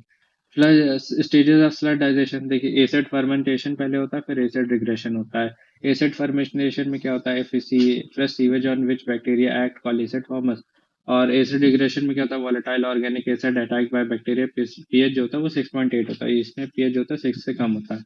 All produces rise to top called scum layer acid regression में। ठीक है, वोलेटाइल ऑर्गेनिक एसिड होते हैं वो यूज होता है इसमें। फिर एक क्वेश्चन होता है, ये काफी बार पूछा गया है, कि moisture content reduce of sludge is reduce from 98% to 96, volume of sludge decrease by. देखिए हमने स्लज का वो किया, स्लज का वॉल्यूम कम किया। ठीक है, तो उस पे बेसिस पे क्वेश्चन है। देखिए ये फॉर्मूला याद रखिए, V2/V1 equal to 100 minus P1, या फिर ऐसे ये ऐसे भी आ सकते हैं, V1 100 minus P1 equal to V2 100 minus P2। ठीक है, ऐसे याद रखिए, वॉल्यूम का वॉल्यूम में रखिए, सॉल्व करिए तो 50% का वॉल्यूम कंसंट्रेशन कम हुआ है। ठीक है, फिर स्लश थिकनिंग क्या होता है, इसे, हाँ, इसको स्लश थिकनिंग बोलते हैं। ठीक है, ये जो किया है ना, V1 minus 100 minus P1 equal to V2 100 minus P2, ये स्लश थिकनिंग कही जाती है, process of reducing of volume of sludge. ये तीन तरीके से करते हैं, ग्रेविटेशन, फ्लोटेशन और सेंट्रीफ्यूगेशन से। फिर सेप्टिक टैंक क्या होता है, देखिए सेप्टिक टैंक जो होता है एनारोबिक सस्पेंडेड ग्रोथ सिस्टम होता है, पहली बात तो। ठीक है, डिटेंशन टाइम होता है 12 से 36 घंटा। इंपॉर्टेंट वर्ड है डिटेंशन टाइम, काफी बार पूछा गया। जो स्लज होता है, देखिए पुअर क्वालिटी ऑफ स्लज होता है। ठीक है, डेप्थ जो होता है वो 1.5 से लेकर 2 मीटर तक होता है। Raw sewage is fed and suitable for population less than 300। ठीक है, एनारोबिक प्रोसेस होता है एंड सस्पेंडेड ग्रोथ होती है। ठीक है, सेप्टिक टैंक देखिए 1 मीटर क्यूब की 1 मीटर की डेप्थ होती है एंड 750 सेंटीमीटर की विड्थ होती है एंड 1 मीटर क्यूब का वॉल्यूम होता है। ठीक है, नहीं वॉल्यूम, वॉल्यूम चेक कर लीजिएगा, बट ये मैंने बता दिया। ठीक है, पावर 1 से 1.5 से 2 मीटर की होती है। देन इनऑफ टैंक, देखिए इनऑफ कोन और इनऑफ टैंक में कंफ्यूजन हो सकता है, याद रखिएगा इनऑफ कोन जो होता है वो मेजरमेंट करने के लिए होता है, सेटेबल सॉलिड एक इंस्ट्रूमेंट होता है। इनऑफ टैंक जो होता है वो मॉडिफाइड सेप्टिक टैंक होता है। इसमें डिटेंशन टाइम देखिए 2 से 4 घंटा हो गया, टाइम काफी कम हो गया। गुड टाइप ऑफ स्लज मिलता है पहली बात तो। ठीक, combination of sedimentation and digestion take place. COD reduce हो जाती है 25 से 50% तक। वी शेप होता है, अपर पार्ट एरोबिक होता है, लोअर पार्ट एनारोबिक होता है। फिर स्टेबलाइजेशन पॉन्ड्स होते हैं, ओपन पॉन्ड्स होते हैं, construct to treat sewage and remove BOD. Pond system in which O2 provided through aeration called aerated lagoons. ठीक है, जिसमें मैकेनिकली ऑक्सीजन प्रोवाइड किया जाए उन्हें एरिएटेड लगून्स कहते हैं। This can be aerobic, anaerobic and facultative. देखिए 3 तरीके के होते हैं, पहले एरोबिक पे बात करते हैं। एरोबिक होगा तो डेप्थ कम होगी, 0.5 मीटर से कम की होती है। बीओडी लोडिंग जो होती है वो 40 से 120 तक होती है।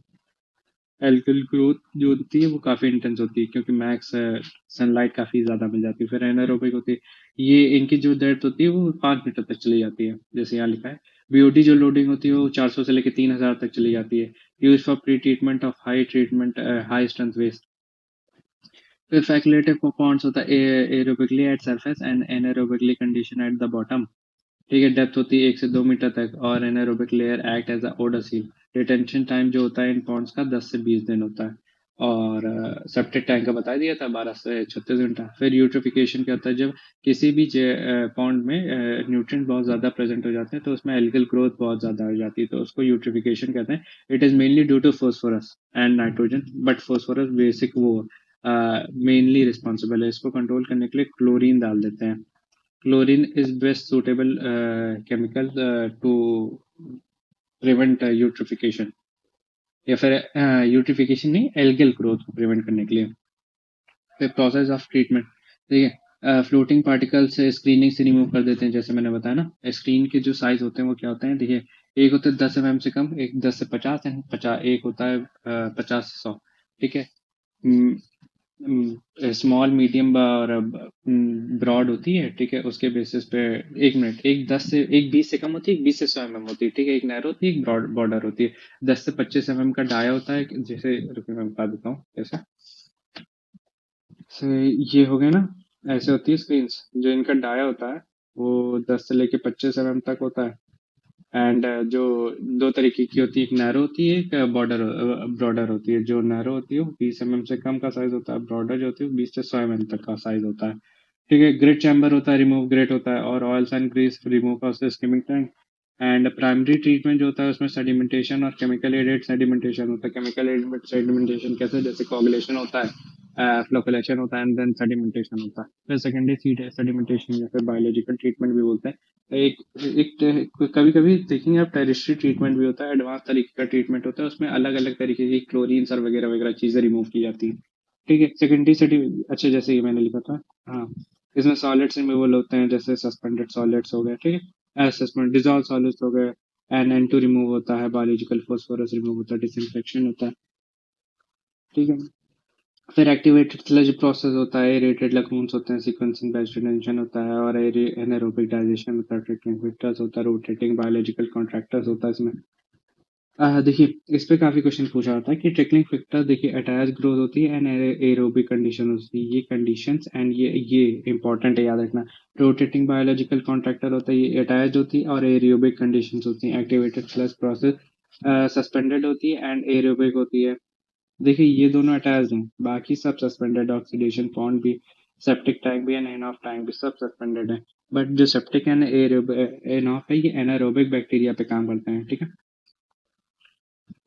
एंड देन आगे आते हैं, देन एक्टिवेटेड स्लश प्रोसेस पे बात करते हैं।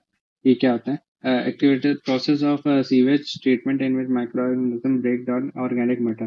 देखिए 85 से लेकर 95% remove solids and remove BOD and COD.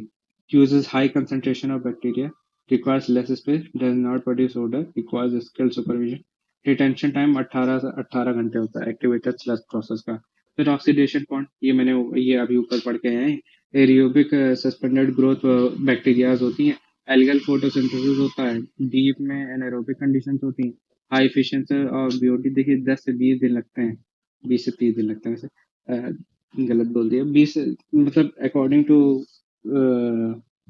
वहां पे जैसा ऑप्शन दिया वैसे 20 से 30 दिन याद रखिए। B upon L upon B का जो रेशियो होता है मतलब लेंथ अपॉन विड्थ का, बी जो दो होता है, एंड प्रोडक्ट जो होता है वो होता है H2S, CH4, NH3 and CO2। ठीक है। इसमें जो कई बार क्वेश्चन पूछा गया, इसमें न्यूसेंस ड्यू टू मॉस्किटो बहुत होता है। फिर इरिटेड लगून्स, जो ऑक्सीडेशन पॉन्ड होता है उसमें मैकेनिकली ऑक्सीजन अगर प्रोवाइड किया जाए ना तो उन्हें इरिटेड लगून्स कह देते हैं। इसमें क्या होता है, डिटेंशन टाइम घट जाता है, 1 से 2 ही वीक का होता है। तो उसमें महीना भर लग रहा था, इसमें 1 से 2 ही वीक लग रहा है। डेप्थ जो होता है वो 4.5 मीटर तक जाता है, मतलब 5 मीटर आप याद रखिए। Consider more than one oxidation pond, deep and aerated mechanically. फिर ट्रिकलिंग फिल्टर होता है, इसमें भी मॉस्किटो की वजह से न्यूसेंस पहली बात तो बहुत होता है। ठीक है। Remove dissolve oxygen loaded in kilogram hectare per hectare metre per day. Slime layer form होती है, देखिए दो तरीके के ट्रिकलिंग फिल्टर होते हैं, एक स्टैंडर्ड रेट और एक हाई रेट। ठीक है। ऑर्गेनिक ओवरलोडिंग लोडिंग रेट, ये एसओआर जैसा ही होता है। ठीक है। Organic matter entering into trickling filter in 1 day per unit volume. Formula याद रखने की इम्पोर्टेंट जरूरत नहीं है, बट ये पढ़ सकते हैं कि W अपॉन वी एफ होता है। एफ जो होता है वो रिसर्कुलेशन फैक्टर होता है, वी वॉल्यूम होता है, W वेट होता है। ठीक है। वेट कितना, वेट ऑफ सीवेज अप्लाई किया गया। High OLR, high efficiency of trickling filter होता है। ठीक है। देन रिसर्कुलेशन रेशियो क्या था, returning of portion of treated sewage to treatment units. Formula recirculated upon volume of raw sewage. Depth जो होता है देखिए, ट्रिकलिंग फिल्टर का 1.8 से लेकर 3 मीटर होता है। बीओडी जो होती है 70 से लेकर 90% तक रिमूव हो जाती है। And hydraulic loading of HRTF जो होता है वो 100 से 400 होता है, ये पूछा गया है। ठीक है। SRTF का जो होता है वो 10 से 40 million litre per hectare per day होता है। ठीक है। और high rate of trickling filter का जो होता है वो 100 से 400 होता है, उसका 10 से 40 होता है। एंड रिसर्कुलेशन रेशियो 0 होता है for slow rate of trickling filter, और 1 से 4 होता है HRTF का। ठीक है। ये पूछा गया है, इसको याद रखिएगा। फिर प्रॉब्लम्स जो होती हैं ब्रीडिंग होती है, जैसे मैंने बताया ना। फिर sag in dissolve oxygen curve is a function of rate of both addition and depletion of oxygen from stream. ये क्वेश्चन आया था, किसी में तो आया था। ठीक है। तो ये याद रखिएगा कि sag in dissolve curve is a function of rate of both addition and depletion of oxygen from stream. जो स्लज वॉल्यूम इंडेक्स होता है अगर less than 100 desired, but sludge volume index 150 से ज्यादा फॉर फिलामेंटियस ग्रोथ। ये question आया था। ठीक है। जनरली स्लज वॉल्यूम इंडेक्स जो होता है ऐसे जो है वो लेस देन 100 तक रखना चाहिए, बट 150 से ज्यादा होता है तो फिलामेंटियस ग्रोथ को शो करता है। ठीक है। इस sewer X is to be design to generate equivalent of slash screening action in sewer Y, then tractive force of intensity must be same. ये क्वेश्चन भी आया था, याद रखिएगा। फिर टाइप्स ऑफ सीवर्स पर डिस्कस कर लेते हैं, इस पे भी क्वेश्चन आ जाते हैं कभी कभी। Suitable for large discharges through out year, semi elliptical जो होता है ये छोटा टाइप होता है, हॉर्स टाइप होता है बट छोटा होता है। लार्ज डिस्चार्ज के लिए अच्छा रहता है थ्रू आउट ईयर। डाय जो होता है वो 1.8 से मीटर से ज्यादा होता है और RCC का बना होता है। हॉर्स शू का शेप देखिए, हॉर्स शू के शेप का होता है, जो मैग्नेट टाइप नहीं होता वैसा होता है। हैवी डिस्चार्जेस के लिए होता है। और लास्ट सीवस मेड ऑफ RCC, जो हाइट विथ होती है वो ज्यादा होती है हाइट से। फिर सर्कुलर सीवर देखिए, मैच डिस्चार्ज के लिए यूजफुल होता है, smooth surface, most economical and less deposit. ठीक है। पेरीमीटर से कम होता है ना, इसलिए डिपॉजिट कम भी होता है इसलिए। फिर एग शेप होता है, ये अनस्टेबल होता है, लेकिन preferred for combined system. Construction difficult होता है और स्टेबल भी लेस होता है। ठीक है। सेल्फ क्लेंजिंग वेलोसिटी प्रोवाइड करते हैं। In dry weather most efficient section होता है, बट भाई ये ना स्टेबल भी नहीं होता है और डिफिकल्ट इन मेकिंग भी होता है। फिर सिवरेज सिस्टम देखिए 3 तरीके के होते हैं, एक पार्शली कंबाइंड, एक सेपरेट एंड एक कंबाइंड। सेपरेट में मतलब जैसे एक ड्राई वेदर फ्लो एक वेट वेदर फ्लो, दोनों को मिला दिया तो कंबाइंड। और थोड़ा थोड़ा मिला दिए दोनों को कि कभी जब बारिश हो गई तो वेट वेदर फ्लो वाला हो गया कंडीशन, और ड्राई वेदर फ्लो जब बारिश नहीं हो रही है, समर कंडीशन है उसके लिए। ठीक है। तो पार्शली कंबाइंड सिस्टम बना देते हैं। फिर flow through sewer consider domestic industrial waste water during non monsoon dry season is called dry weather flow. H2S gas causes corrosion of sewer. Rainwater dilutes sewage, hence treated economically. जैसे क्या होता है, rain water sewage को dilute कर देता है तो easy हो जाता है। बट अगर यही सीवेज को अगर हमें पंप करना पड़े ना, तो रेन वाटर प्रेजेंट जो होता है ना, वो अनइकोनॉमिकल हो जाता है, क्योंकि ज्यादा पंप करना पड़ता है ना। ये देखिए जैसे लिखा है, कॉस्ट ऑफ पंपिंग हाई रहती है। फिर advantages of combined system, choking problem घट जाती है, अनइकोनॉमिकल हो जाता है। डिसएडवांटेज क्या होता है, load on plant unnecessarily increase, और एक अनइकोनॉमिकल होता है जब पंपिंग रिक्वायर होती है। फिर normally sewer shall be designed for discharging three times of dry weather flow and flowing half full with the minimum self-cleansing velocity of 0.75 meter per second. फिर minimum die of sewer जो होता है वो 15 centimetre होता है, maximum जो होता है वो 30 सेंटीमीटर होता है। Max distance between man holes in which person can not enter वो 30 मीटर होता है। वैसे जो डिस्टेंस बिटवीन सीवर रखते हैं ना, distance between manhole 120 metre रखते हैं, लेकिन 120 मीटर, लेकिन जिसमें आदमी नहीं घुस सकता ना, उसे 30 मीटर तक रखते हैं। ठीक है। फिर ये जो टेबल है, इससे याद रखना बहुत इंपॉर्टेंट है, ये क्वेश्चन आया था, तो आते रहते हैं इससे जनरली। तो देखिए, जो डाया होता है उसके बेसिस पे कितना दो मैन होल्स के बीच में डिस्टेंस होना चाहिए, वो स्टेट में वो बताता है कि 0.3 मीटर पे अगर गटर का साइज है, जो सीवर का साइज है, तो जो दो सीवर के बीच का डिस्टेंस है 45 मीटर रखता है। ठीक है। 0.6, 0.9, 0.9, 1.2, 1.5 और 1.5 से ज्यादा, तो 45, 75, 90, 120, 250 और 300। ठीक है, ऐसे याद रखिए, 45, 75, 90, 120, 250, 300। फिर manuals use for inspection provided eight junction change of alignment और ग्रेडियंट। मैनुअल्स कहाँ पे प्रोवाइड किए जाते हैं, जंक्शन या फिर कहीं पे चेंज हो रहा हो, अलाइनमेंट या ग्रेडियंट जहाँ चेंज हो रहा हो, वहाँ पे मैनुअल्स प्रोवाइड किए जाते हैं। ड्रॉप मैनुअल्स क्या होता है, connect high level of manhole to lower level of manhole, और 0.6 मीटर से हाइट से, जैसे एक मैनहोल यहाँ है और यहाँ पे आके यहाँ मैनहोल है, तो इसे कनेक्ट करने के लिए ना ड्रॉप मैनहोल यूज करते हैं। 0.6 मीटर से ज्यादा की हाइट पे होता है तो ड्रॉप मैनहोल यूज करते हैं। आउटफॉल सीवर क्या होता है, sewer transport sewage from treatment plant to river, ocean और डिस्पोजल पॉइंट। फिर क्लीन आउट क्या होता है, इंक्लाइन पाइप होता है, provided underground system sewer from ground instead of manual, जहाँ पे मैनुअल नहीं प्रोवाइड किया जाता ना, वहाँ पे क्लीन आउट प्रोवाइड कर देते हैं। इंक्लाइन पाइप होता है, main sewer carry all city sewage to treatment plant. फिर gradient required to provide self cleansing velocity, देखिए ये भी बहुत इंपॉर्टेंट है, काफी बार क्वेश्चन आया है। तो 100 मीटर का डाया, देखिए दो है, तीन है, 100, 150, 225, इन तीनों दोनों पे काफी पूछा जाता है। तो 1 in 100, 1 in 50 और 1 in 60, 1 in 100 एंड 1 in 200। ठीक है। सेल्फ क्लींजिंग वेलोसिटी 0.58, 0.61, 0.79, याद रखना बहुत इंपॉर्टेंट है। ये दो तो जरूर, 150 एंड 100 mm डाया वाला एंड 150 mm। एक बार फिर से हम पीछे बोलेंगे, 1 in 60, 1 in 100, self cleansing velocity 0.58, 0.61, और 1 in 225 mm का डाया होगा तो 1 in 200 और 0.79 मीटर पर सेकेंड। ठीक है। तो हमारे यहाँ पे वेस्ट वाटर कंप्लीट होता है, इसके बाद हम वाटर इंजीनियरिंग पढ़ेंगे कल। ठीक है। लाइक शेयर सब्सक्राइब कीजिएगा, एंड आज के लिए इतना रखते हैं। Thank you.